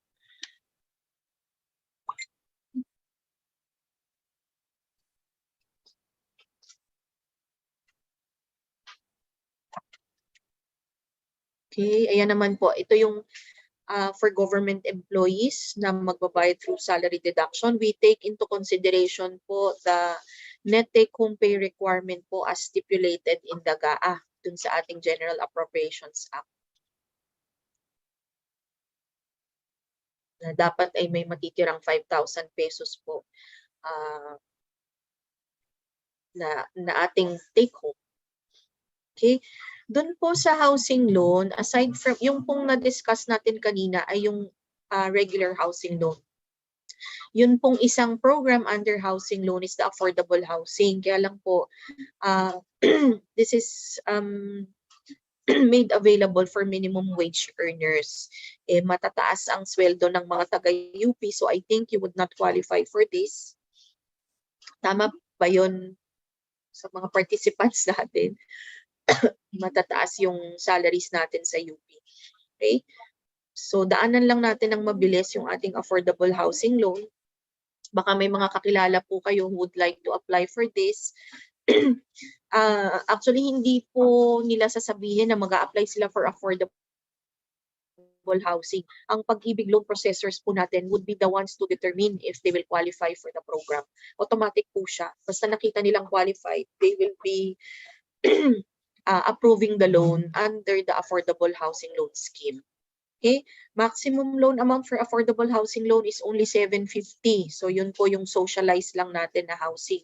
Rates are subsidized for the first 10 years. Okay, next po. Yung next slide natin, makikita nyo po, ayan. So the interest rate is at 3% per annum, di ba? Mababa na po yung kanina, mas pinababa pa po ito. Okay? Yan po yung sample amortization natin depending on your loanable amount. Tapos ito po yung required salary para mag-qualify for the affordable housing loan. Sige po. Actually, hindi nyo yan kailangan i-apply. Ang PAG-IBIG loan processors po would be the ones to determine if you will qualify. Okay? So ito po yung insurance coverage natin. Isang kagandahan ng pagkuha po ng property through PAG-IBIG financing. Yung pong bukod po dun sa inyong property, kayo din po ay insured. Okay? So we have what we call as the mortgage redemption insurance. It covers the risk in case of the member's untimely death. Diba? Pag namatay tayo, may housing loan tayo, maayos tayong magbayad ng housing loan, yung loan po natin is automatically extinguished. It's automatically fully paid. Diba? Kaya yung iba matagal yung pagdadalamhati ng mga minamahal nila sa buhay kasi hindi lamang po naiwanan kundi naiwanan din ng utang. So ito po with our improved insurance coverage, you're sure na yung maiiwanan nyo po ay mapapamanan nyo sa kanila yung inyong housing loan kasi marirelease yun under the name of your heir na wala na sila, fully paid na yon. Basta po maayos kayong magbayad nung inyong monthly amortization.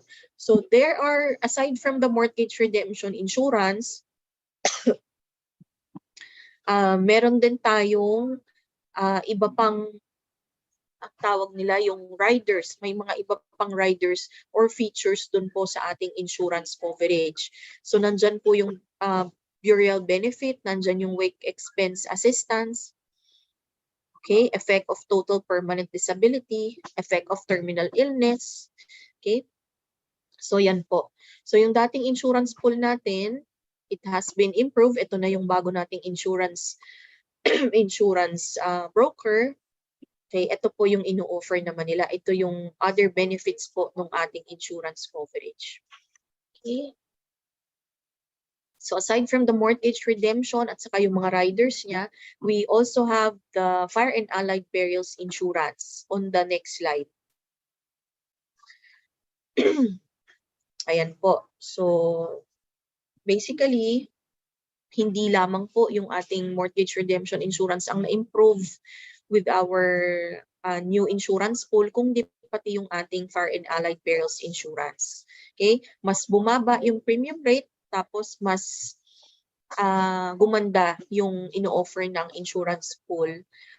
Ayan, meron pa siyang, ito may mga ano rin, may mga riders din. We have rental assistance for uninhabitable property, merong family personal accident insurance, merong sabotage and or terrorism cover, may burial benefit. Diba? Ito naman po, yung fire and allied perils, ganun din po. Kung masunog yung property, it's automatically fully paid and then you can apply for another loan para i-put up ulit yung panibagong housing unit. Okay, saan po tayo, ano po yung options natin, convenient ways on how to pay your PAG-IBIG housing loan? Ayan, lahat nasa screen nyo po. You can pay through virtual PAG-IBIG, through issuance of post-dated checks, or if your company, your employer has an existing collection servicing agreement, pwede po kayo doon. Or through our accredited collecting partners, online payment facilities, and auto-debit arrangements with our partner banks. Sige po, next slide. Yung limitations lang po natin. Daanan lang natin ng mabilis. Ito lang po yung mga, almost all purposes po are allowed with PAG-IBIG housing, except lang po for the following. Yan. So you can take a screenshot of it. Pag kayo naman po ay nag-inquire din or attend ng counseling ng ating housing loan processors, yan, babanggitin din naman po sa inyo yan. Okay? So lahat po tinatanggap namin basta may titulo at yung titulo po ay malinis. Okay? Ayan. So yung mga limitations lang po na nabanggit, yun lang po pertaining to the size of the property, yung road right of way, yung classification ng land use. Yan, yan po. Yan lang po yung may mga limitations atin. Okay, next slide po. Ayan po, just to guide you on how you go about your Pag-IBIG housing loan, andyan po, nag-create kami ng 6 easy steps. Okay, para at least habang nagpo-proseso po kayo, alam niyo kung nasa na kayo, kung you're halfway through with your housing loan application. Next po.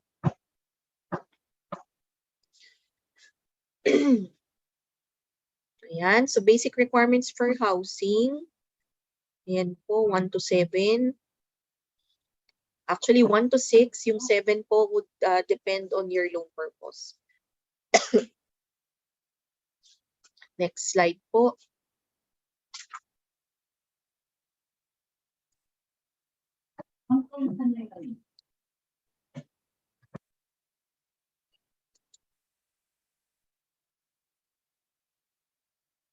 Slide po. Okay. Yan. Requirements natin by loan purpose. Okay. Depending on your loan purpose po yung additional requirements natin. And then, next slide. Requirements being issued by other government agencies. Ayan. So, guide nyo din po yan. Kung para malaman ninyo kung nasaan na po kayo dun sa process of titling, paying your transfer tax. Ayan po. So all of these po would guide you in your application for housing loan. Next slide po. Again, andyan yung ating QR code to should you wish to know more about your housing loan program, yan, you just scan po the QR.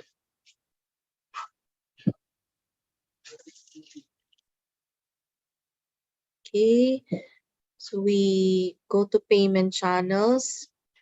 Ayan po, on your screen, yan po yung lahat ng nagtatanggap ng ating payments for contributions, monthly amortizations for multi-purpose loan, calamity loan, and housing loan. Okay. Ito pong naka-box na separate, ito po yung sa abroad natin for our OFW members. Sige po, mga collecting partners po natin yan.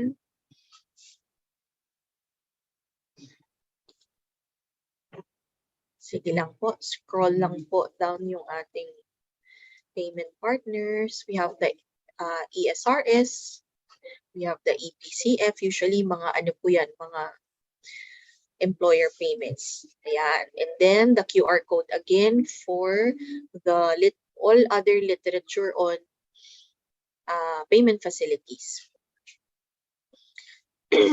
Okay, so tapos na po tayo dun sa 4 na benefits natin, the regular savings, MP2 savings, the short-term loan, which is MPL and calamity, and housing loan. Okay, so nandun na tayo sa pang-5. So ano na lang, 2 na lang natitira. So yung pang-5 po, this is your Pag-IBIG Loyalty Card Plus. Ito po, for several events, we have already visited UP and issued po yung ating Pag-IBIG Loyalty Card. Yung unang-unang labas pa po niyan, yung wala pa pong plus. Okay. Yung plus po is because of the addition of the gold chip. Ito po yung EMV chip natin.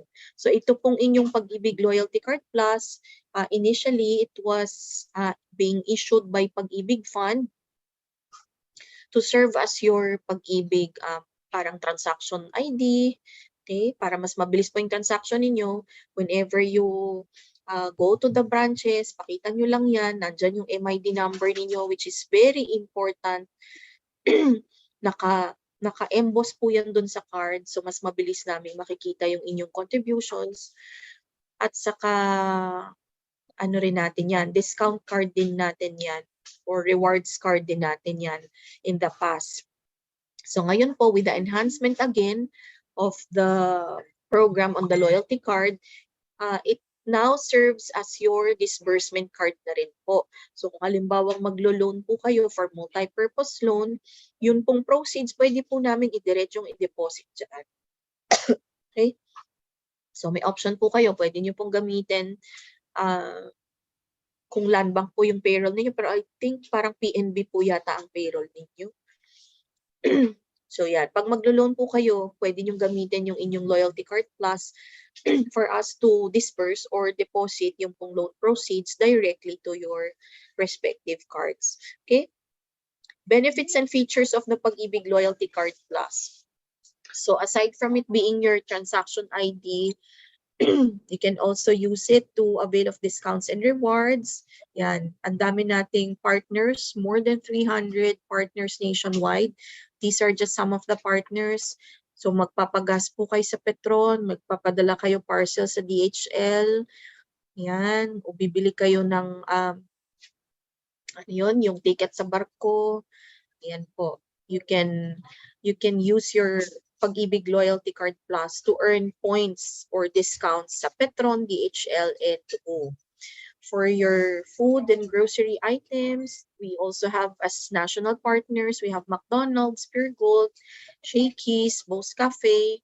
Tapos yan din, para sa pag-aaral ng mga anak natin or tayo mismo, or pagpapagamot, yan, nandyan ang STI, nandyan ang high precision. Okay, these are just some of the more than 300 partners that we have nationwide. Okay, so kuha na po kayo. Yung atin pong Loyalty Card Plus, you will only be paying for the cost of the card, which is 125 pesos. Okay? Ayan, so as a disbursement, for its disbursement functionality, ayan po, mamimili po kayo. Sa ngayon po, ang operational ay yung ating cards issued by Asia United Bank and Union Bank. Okay, wala pa po ito. Nasa pipeline pa ito si Robinsons Bank. Okay, so yan po yung difference naman na yung offering ng AUB and offering ng Union Bank. Okay. We are also in constant coordination with your employer. So pag halimbawa po we are open, especially now that we are on level 1, we are open for invitations for deployment of kiosks dyan po sa UP para hindi na po kayo mahirapan na pumunta po sa tanggapan ng PAG-IBIG for your data to be captured and for you to be issued with your cards. Ayan, we just ensure yung atin pong safety protocols. Okay? So ito naman po ay in coordination with UP. Ayan po, to know more about our existing partners, saka yung iba pang benefit ng loyalty card, yan, you may scan po the QR code para po ma-direct po kayo dun sa site. Okay, so that's our 5th benefit program. So yung huling-huli na lang po. Next slide po. Ayan, so before po, when I was just starting with PAG-IBIG, noon pong 1994, di ba ang tagal na? Pag kami po ay nagko-conduct ng orientation alongside with SSS, medyo nahihiya kami kasi palagi kaming kino-compare. Bakit sa inyo hindi nakikita yung contributions unlike with the SSS that we can view our premiums? So kami syempre nandun lang kami sa gilid. Sinasabi namin na our system is still for enhancement, it's in the pipeline. Pero ngayon po that we can already proudly share with all of you that that dream has become a reality with the birth of the virtual PAG-IBIG. Yan. So ito po yung aming latest innovation, the virtual PAG-IBIG, which we are all very proud of.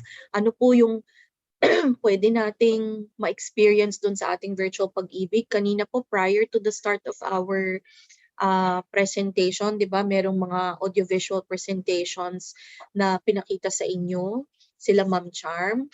Ayan, so makita nyo po dun yung virtual PAG-IBIG. You can be a member, you can apply for loans, you can pay for your amortization, you can top up your savings, you could also file for claim of your PAG-IBIG savings, or you can chat at any time with our Lingkod PAG-IBIG. fellow lingkod pag-ibig. So yan po, yan yung mga pwede nating magawa with our virtual pag-ibig account.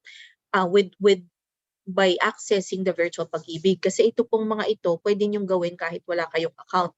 But of course, we enjoin again everybody to register for an account under virtual para hindi lamang po yung basic services yung maipo-provide namin sa inyo, but the premium services as well.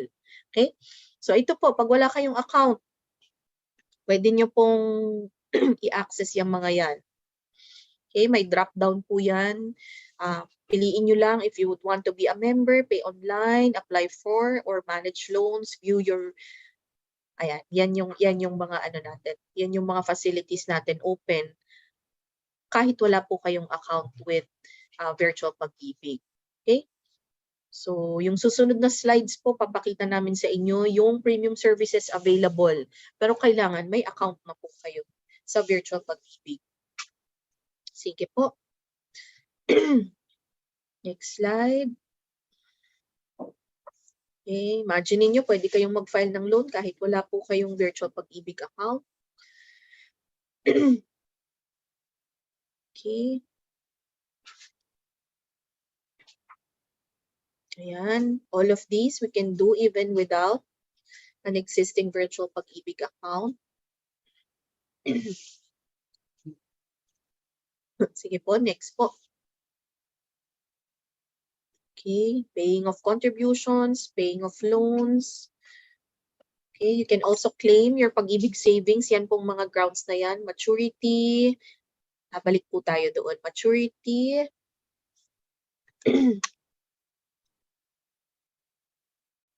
Yung mga grounds po na pwede under virtual.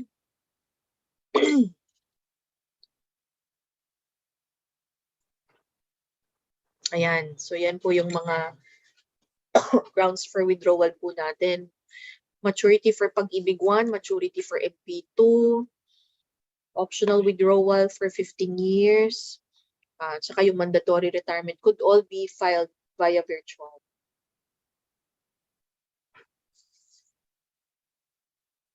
Sige po, next slide.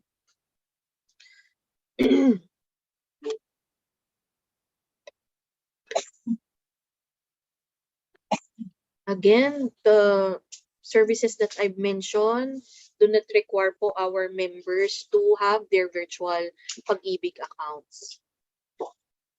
Okay, so at any time you have queries po or concerns, you can always chat with our lingkod Pag-ibig.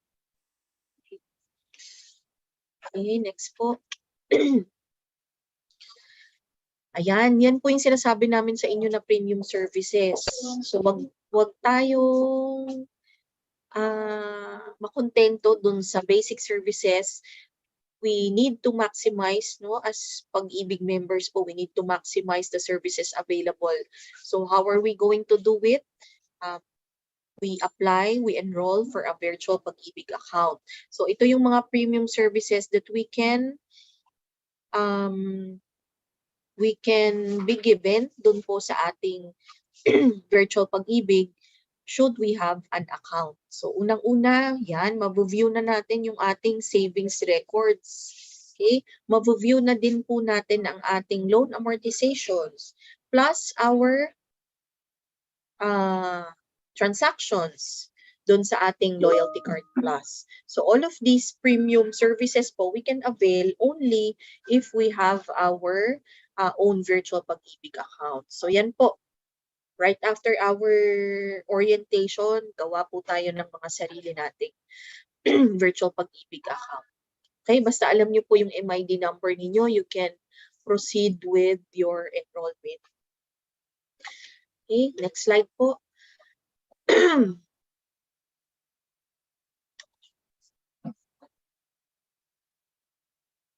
Okay, tapos ito po, soon, ito po ay in coordination na rin with UP, yun pong virtual Pag-ibig for employers.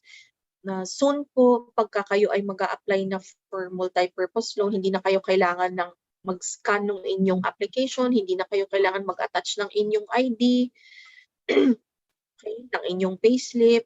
So, ano lang siya, parang drop down lang siya doon sa virtual pag-ibig for employers. It will just be certified by your respective employers, yung authorized approving authority po sa inyo, authorized approving officer, and then we approve of your loan. Okay? So this is under the virtual pag-ibig for employers na currently we are working with UP. Okay? Yung may MOA po kasi yan. Okay, soon we will also have the virtual pag-ibig for developers. Pwede tayong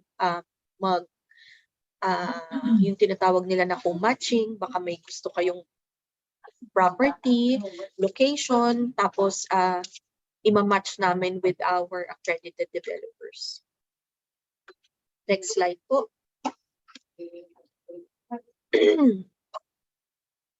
Okay, so to know more about the virtual pag-ibig, or to fill pag-ibig online, ayan po, you can access the QR code and then apply for virtual pag-ibig account. Sige po. We're nearing the end of the presentation. Ayan. So natapos natin yung 6 programs and benefits natin. Again, we have the regular savings, the NP2 savings, short-term loan, housing loan, loyalty card, and the virtual pag-ibig. Okay? So before we end, magyayabang lang po ng konti. Allow me to share with you the awards and recognitions given to PAG-IBIG Fund for last year. Sige po. Mabilisan lang, pakita ko lamang po sa inyo yung atin pong mga citations given to PAG-IBIG. Next slide po.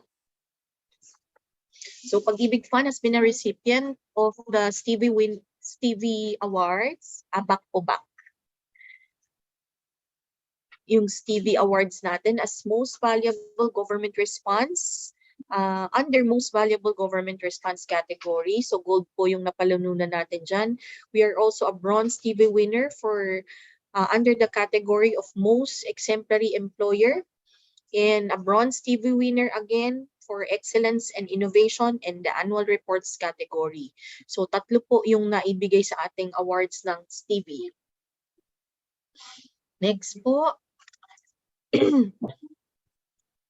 PAG-IBIG maintains po the ISO 9001-2015 certification, hindi lamang po sa aming membership registration process, but on all 4 core processes of the fund. So nandyan yung provident benefit claims, nandyan yung short-term loan, at nandyan yung housing loan. Okay? So ISO certified po. Next. We are also a recipient of the unqualified or unmodified opinion rating by the Commission on Audit. So for us in the government, this is the highest rating that we can get from the Commission on Audit. So hindi lamang po yan sa isang taon, but for 9 years in a row. Yeah, this is all because of the support din ng ating mga loyal members. And we garnered an 89% trust rating based on the 2021 Philippine Trust Index as the most trusted GOCC. Next po. Ayan, so all of these po with the help of our loyal employers at saka yung ating mga loyal members like all of you. Okay? So kung may mga questions po kayo, I think we can now proceed with the Q&A, Ma'am Charm. Or you can also take a screenshot of our contact details. At any time po that you would want to know more about your pag-ibig, pwede kayong tumawag po sa aming telepono bilang 724-4244. You can also email us at contact us at pagibigfund.gov.ph. You can chat with us through our website at www.pagibigfund.gov.ph. Please, you can also like po yung ating Facebook PAG-IBIG Fund official page. Yan. So yan yung 4 na service channels natin where you can contact us. So that ends our presentation. Salamat po ng marami sa inyo pong pakikinig. Ayan, maraming salamat po once again kay Miss Joy Baysik sa pag-explain ng processes of filing of loans, pag-ibig savings at sa pag-introduce ng loyalty card sa ating mga participants. Maraming salamat po, Miss Joy. Thank you. Anytime, Miss Charm. Ayan po. A gentle reminder lang din po na in case po of a sudden power outage during this webinar, we will notify po you through our email and the HRDO webpage po for the schedule of the continuation of this orientation. Okay po? At para po sa ating mga questions, pwede niyo po itong ipasok at isend po na, dito po sa aming link, bit.ly/1upqa. Ayan. Dito niyo po isend ang inyong mga questions para po ma-address po natin ang inyong mga concerns. Okay po? Pero bago po muna tayo dumako, Miss Joy, sa ating Q&A portion, magkakaroon lang po muna tayo ng maikling refresher or icebreaker para po maalala po ng ating mga participants ang mga natalakay or na-discuss po ngayong hapon po na ito. Okay po? So para po sa ating mechanics, we will be asking questions related po sa topic po na diniscuss po ng ating resource speakers. Makikita po ang inyong sa ating screen ang mga jumbled words that will show the answers later on. And kung sino po ang unang makakapag-chat ng tamang sagot will be the winner. Winners will receive a prize po, courtesy of HRDO. And we will coordinate po sa ating winners on how to get their prizes. Okay po? Ready na po ba at excited na po ba ang lahat? Okay po, so para po sa ating first question, paunahan po tayo sa chat box ng pagsagot. For our first question, ito ay isang benepisyong maaari mong magamit kung nais mong kumuha o bumili ng bahay. Ulitin ko po ito ay isang benepisyong maaari mong magamit kung nais mong kumuha o bumili ng bahay. Ayan po yung jumbled words. Ayan, may nagsabi po, calamity loan, housing loan, calamity loan. Ayan, either calamity loan or housing loan po yung sagot nila. At ang tamang sagot po ay, paki-flash po sa screen.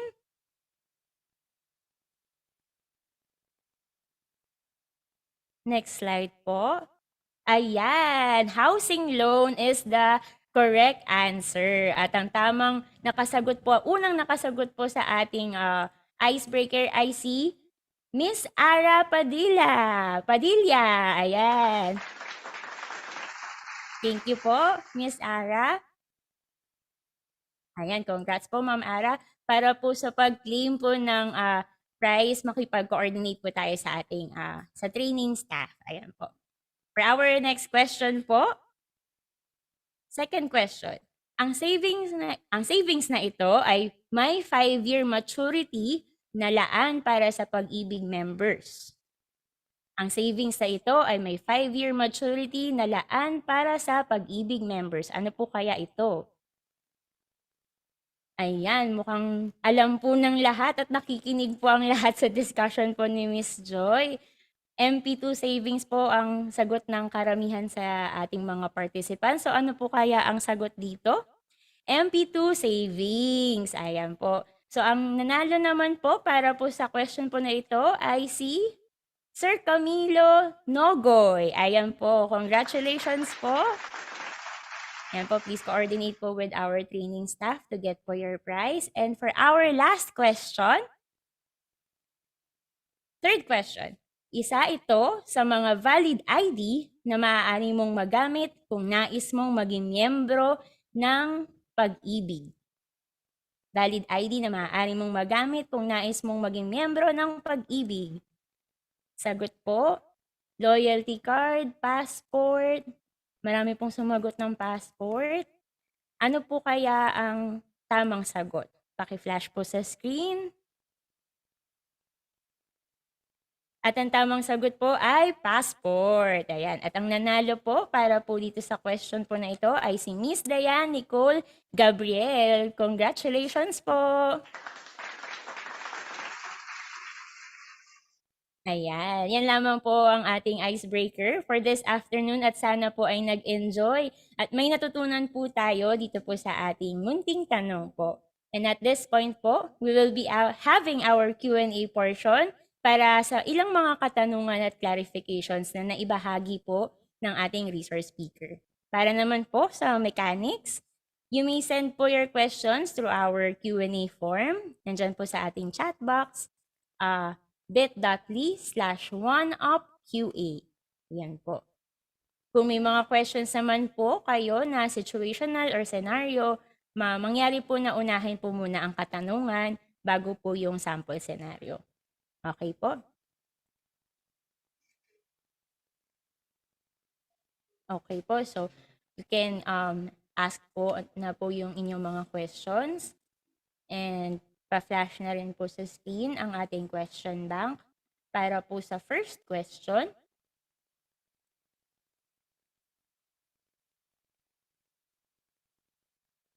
ayan po.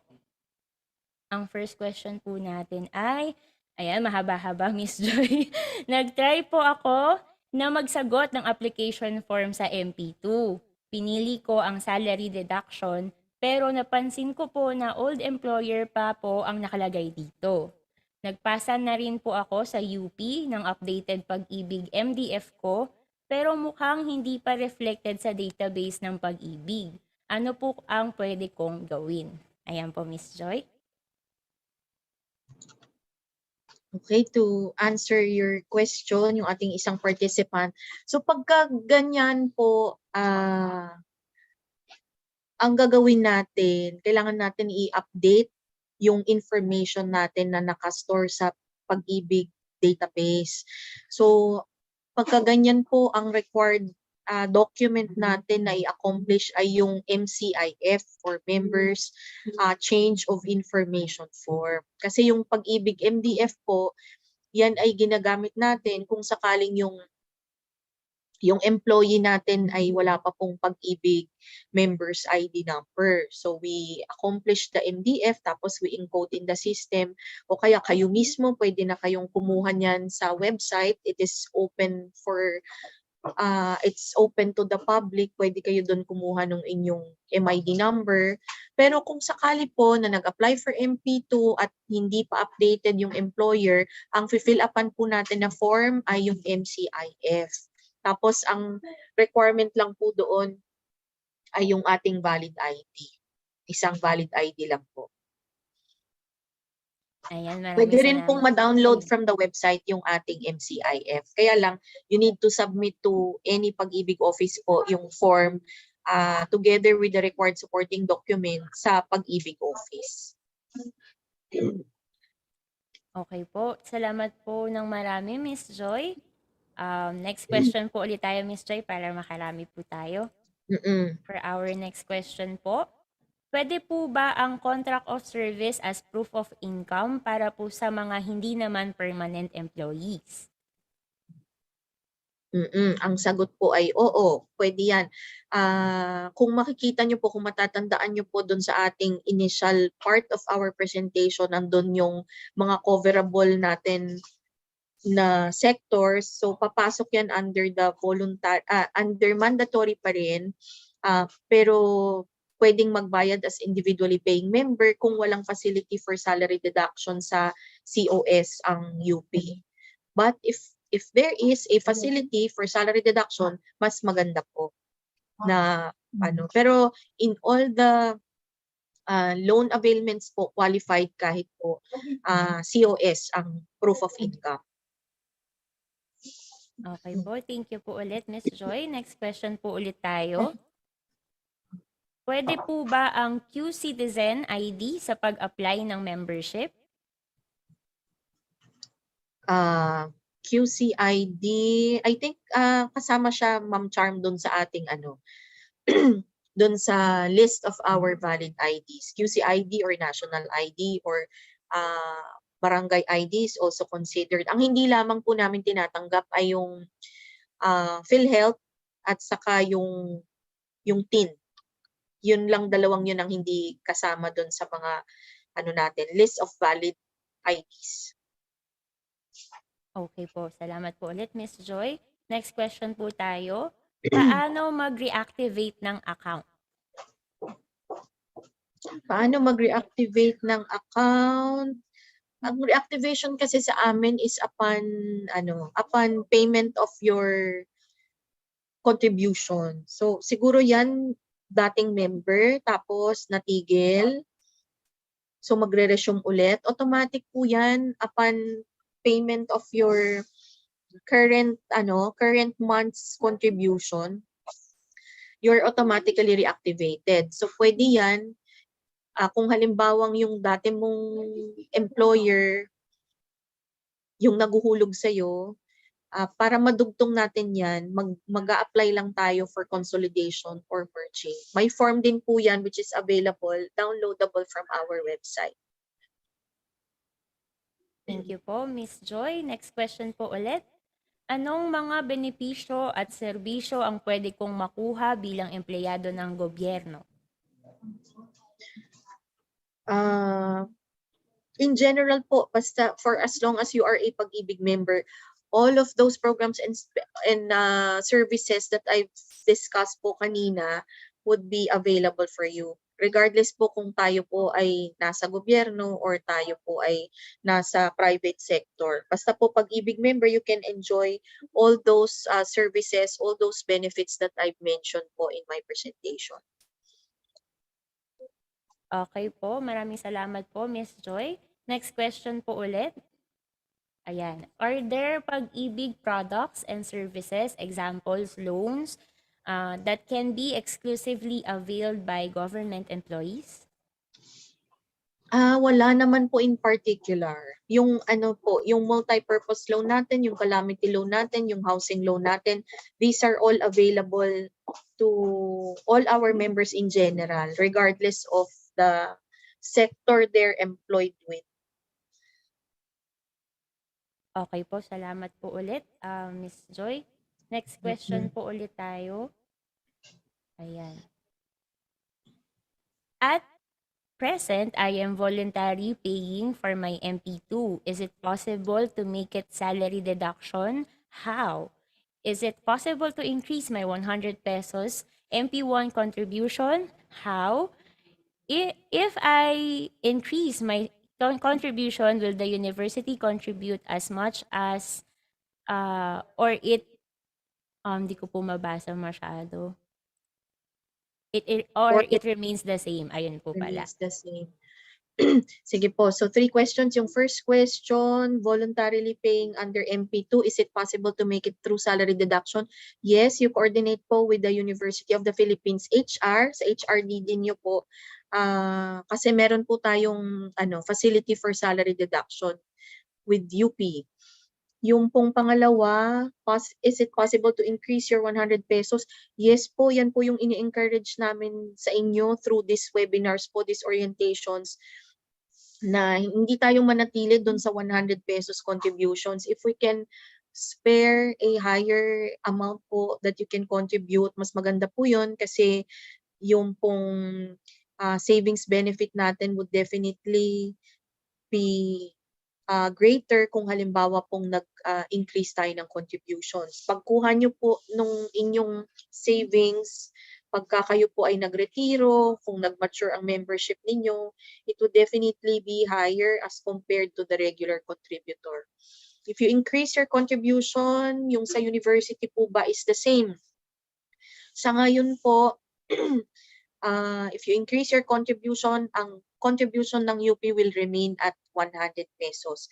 Pero soon, pagka po na-approve na po yung deployment ng ating increase in monthly contributions, magiging na po yan. Ang approve po kasi na increase in contribution for the employer is at 150 pesos. So additional na 50 pesos. Ito po ay na it was put on hold because of the pandemic, pero soon po, once it is deployed, ayan, tataas din yung ating employer share. Pero sa ngayon po, wala pa. So pag nag-increase kayo more than 100 pesos contributions monthly, that of UP would still remain at 100 pesos. Okay po. Ayan, marami-rami pa po tayong tanong, Miss Joy. Next question po ulit tayo. Ayan po. Next question po, magkakaroon po ba ng PAG-IBIG ID enrollment sa loob ng UP? Yes, we will coordinate po with UP, with HR. Pero in the past po, we have conducted several deployments already. So naka-issue na rin po kami ng loyalty cards po sa marami-rami na din ng mga employees ng UP. So i-coordinate po natin. Okay po, maraming salamat po doon, Miss Joy. Next question po ulit. Pwede po kayang mag-apply ng MP2 savings through accounting ng UP Diliman? Siguro ito yung through salary deduction. Yes po, may facility for salary deduction ang UP for upgrading of PAG-IBIG 1 and also for salary deduction of modified PAG-IBIG 2. Coordinate lang po kayo sa inyo pong HR and accounting. May forms po yan na nasa website, yung for increase of your monthly savings. Yun. I-note nyo lang doon kung magkano po yung gusto nyong ipakaltas and then submit it to UP po para mag-effect yung inyong increase in contribution and deduction for MP2.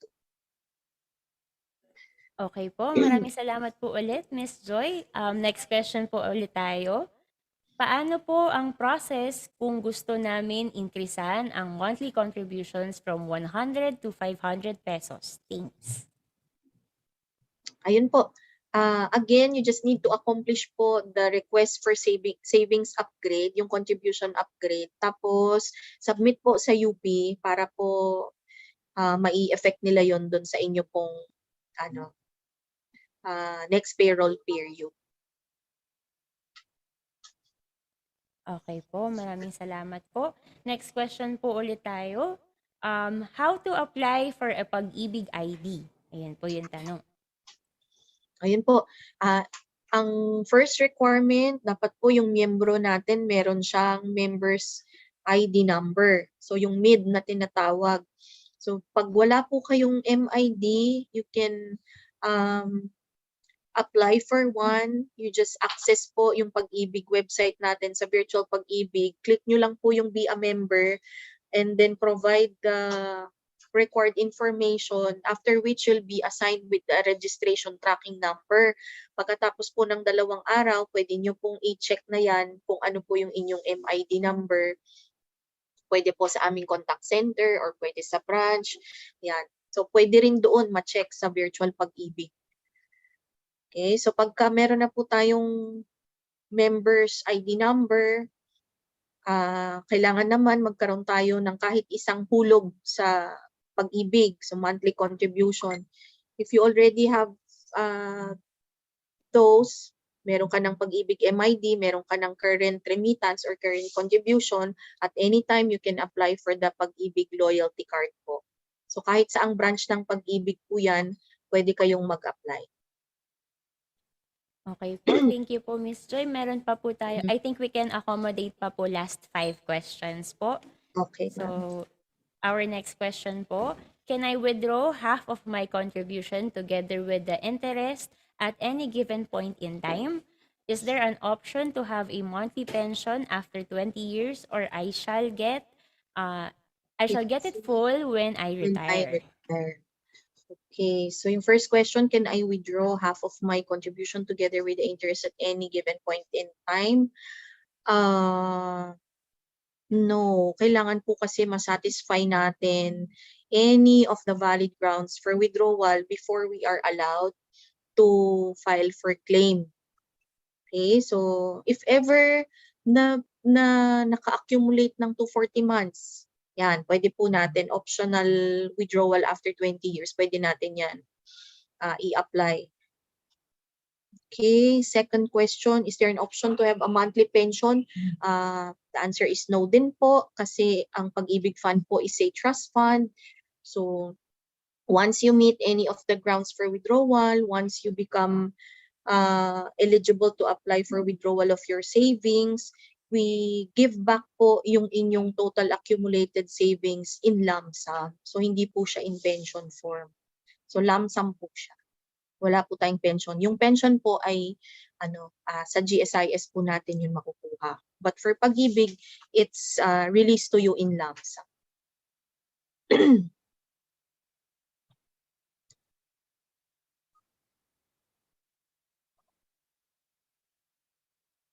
Question, may existing Pag-IBIG MP2 na po ako.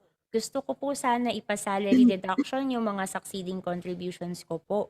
Pwede po ba ito? Salamat po. Yes po, pwede po. As I've mentioned earlier, may facility for salary deduction po ang UP for both upgraded contribution for Pag-IBIG 1 and yung contribution din under modified Pag-IBIG 2.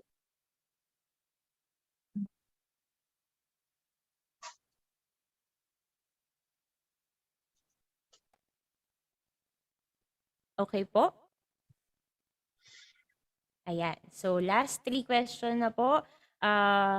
Pwede po bang mag-member sa MP2 kahit retiree na?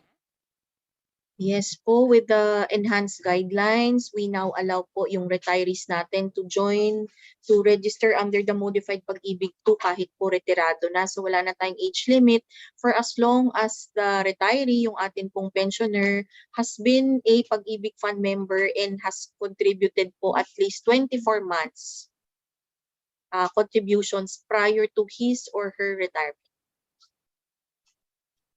Okay po. Again po, next question po ulit tayo, Miss Joy. Second to the last question na po ito. How to apply to check or know my contribution and interest online? Ayan, ang sagot po dyan, ang makakasagot niyan yung ating virtual Pag-IBIG po. So, pwede po tayong mag-enroll doon sa ating virtual Pag-IBIG account. Ganun din, ang napaka-importanting kailangan natin yung ating members identification or MID number. Once we have it, we can already enroll doon sa virtual Pag-IBIG. Or kung meron kayong ang mas madaling way, pagka kayo po ay nakakuha na nung inyong Loyalty Card Plus, pwede niyong gamitin yun. That's the easiest way po to enroll po doon sa ating virtual Pag-IBIG facility. Yun. So doon, anytime po, para pong nagpunta rin kayo sa branch kasi anytime you can access po your contributions online. Makikita nyo doon yung ledger ninyo. Makikita nyo po doon yung dividend earnings ninyo. Ayan, maraming salamat po ulit, Miss Joy. Last question na po tayo. Pwede po ba ang joint application sa housing loan? Halimbawa po, mag-asawa, parehong may Pag-IBIG member ang mag-a-apply parehong Pag-IBIG member ang mag-a-apply para mas mataas yung ma-approve na loan amount po. Thank you po. Yun po ang tanong. Yes po, we allow borrowers to be tapped po in a single loan.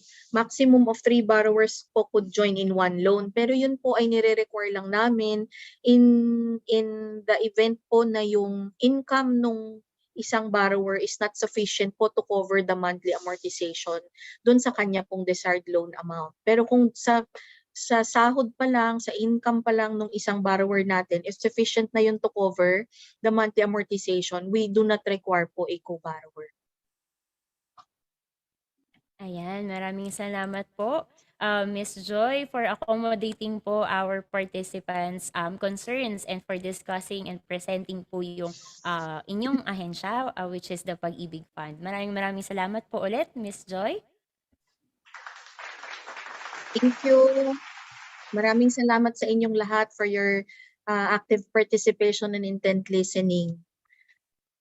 Thank you, Ma'am Charm. Thank you din po, ma'am. Ayan, so we are now po at the end of today's session.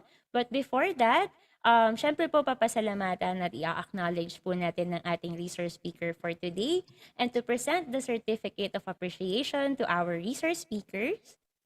Allow me to read the citation first.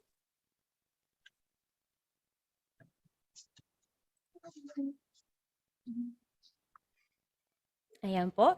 The certificate is awarded to our partner office and resource speakers in grateful acknowledgement of their expertise in the conduct of orientation for new employees of UP Diliman 2022 or 1UP 2022, held on August 18, 2022 via Zoom platform. Ayan po, signed by Augusto C. Resurrection, Director of HRDO. Ayan po. Baka pwede pong, ayan, naka-open cam naman po si Miss Joy. Tawagin lang po natin yung magpo-photo op po for the certificate, Sir Rene.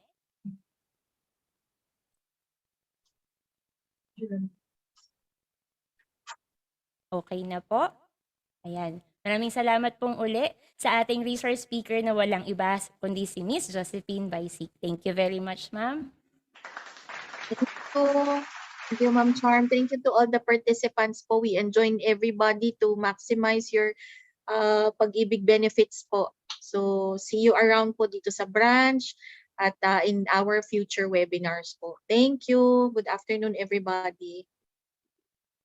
Thank you din po, ma'am. At sa uulitin po na orientation. Maraming salamat po. Okay po. At para po, thank you po, ma'am. Para naman po sa nakilahok sa mga programang ito, meron din po tayong Certificate of Participation by the end of this program. Kindly accomplish po ang ating feedback form and make sure po that you also attended our Day 1 and Day 2 session last Friday para mabigyan naman kayo ng Certificate of Completion para sa programa pong ito. Ang feedback form po ay ipopost po ng ating chat support sa ating chat box. Ayan, salamat po. And as much as we want to accommodate all of your queries, pero dahil limitado po ang ating oras, ay hindi po natin masasagot ang lahat po ng ito. But rest assured po ng ating pong team ay kokolektahin po ang inyong mga katanungan na sasagutin ng ating representative at maaari rin po tayong bisitahin ang ating CBOL webpage para po i-check po ito sa FAQs. Ito po yung link na sinend po namin sa inyong mga emails. Ang link din po na ito ay isasend din po sa ating chat support. Maaari rin nyo pong balikan ang self-guide materials ng lahat ng discussion po today sa webpage po na yon para po sa inyong reference. Ang webpage po ay bit.ly/cbolmicrosite. Ayan po, naka-flash po sa ating screen.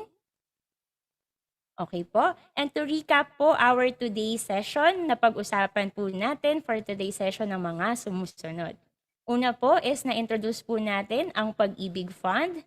Next po is we discussed the programs and benefits po offered by the PAG-IBIG Fund. And lastly po, we also discussed the process of filing the loan and introduction of PAG-IBIG savings. Next week naman po, we will be joined by our PhilHealth representative to discuss the programs and benefits offered by their agency for new employees of UP Diliman. A gentle reminder din po that all discussions, issues, and concerns must remain only in this webinar. No personal information and stories can be shared outside of this activity. Only those who will accomplish the feedback form will be given a certificate of participation which will be sent through your emails. This orientation is also a 5-day event, so please do attend our next program that will held on August 26. To recap the schedule, you can take a screenshot of our 5-day schedule for your reference, and we will also send an email each week as a reminder for your attending of the program. Besides the post-program feedback form, those who will complete the 5-day event and accomplish the attendance form shall receive a certificate of participation. Same link pa rin po ang ating gagamitin para sa webinar on August 26. Ayan po, naka-flash po ulit sa ating screen. In this one-up, we can only allow one absence all throughout the course of the program. If more than one absence naman po, you can still attend the remaining sessions. However, we cannot issue you a certificate. Ang QR code po ay naka-flash po sa ating screen, so you may take a screenshot of it po. Ayan. So, open na rin po ang enrollment form for self-directed courses sa ating CBOL website. Maaaring nang mag-enroll ang mga new employees sa Open Up Self-Directed Courses. Sagutin lamang ang learner enrollment form sa ibaba at piliin ng multiple course stream and then basic culture and organization for new employees upang masigurong automatic na makaka-enroll sa 4 na fundamental courses. Ang enrollment natin ay extended hanggang August 27 at accessible naman po ang mga courses starting September 1. Ayan po. And for our Zoom meeting details po for the next session, pa-flash na lang din po sa screen. Ayan po. For the link po, bit.ly/oneup2022. Ayan, meron din po tayong alternative link, meeting ID in case po na hindi po natin ito ma-login sa ating link. And ang ating pong passcode ay HRDO-LND22. Okay po. And please visit UP Diliman HRDO website for human resource policies and regulations. Kindly visit us at www.hrdo.upd.edu.ph. And you can also get in touch with us at hrdo.upd.edu.ph/contact. Ayan po. And for the concerns naman po para po sa PAG-IBIG Fund, you may also contact them at PAG-IBIG Fund, Commonwealth Avenue, for marketing and sales. Para po sa info of programs and benefits, you can contact them at 8422-3000, local 5676. Para naman po sa frontline servicing, to ask questions po about status of provident loans and claims, you can contact them at 842-3000, local 5666. Ayan po. And lastly po, nais po naming humingi ng isang group photo for our Day 3 documentation sa programa pong ito. We would like to ask po to open your cameras po para maging bahagi po tayo ng ating group photo. Kung hindi naman po tayo komportable, ay maaari din po nating panatilihing naka-off po ang ating camera ng inyong Zoom. And at this point po, we would like to call on Sir Rene from training team to take us a picture. Again po, Sir Rene. Ayan. Maraming salamat po, Ms. Charm. Magkakaroon po tayo ng 3 batch for this part. Kung comfortable po tayo, ay maaari po natin buksan ang ating mga camera. Po, starting with batch 1 in 3, 2, 1, smile. Next batch in 3, 2, 1, smile. And for last batch in 3, 2, 1, smile. Maraming salamat po. Maraming salamat din po, Sir Rene. And ayan, nandito na po nagtatapos ang Day 3 ng ating programa. Maraming salamat po sa ating mga speakers, guests, staff, at sa lahat ng dumalo ng 2022 Orientation for New Employees of UP Diliman or OneUp 2022. Again po, magkita-kita po tayong muli on August 26, same time at 1 p.m. Again po, mag-ingat po tayo at maraming salamat po at pwede na po tayong mag-leave sa ating Zoom platform. Maraming salamat po!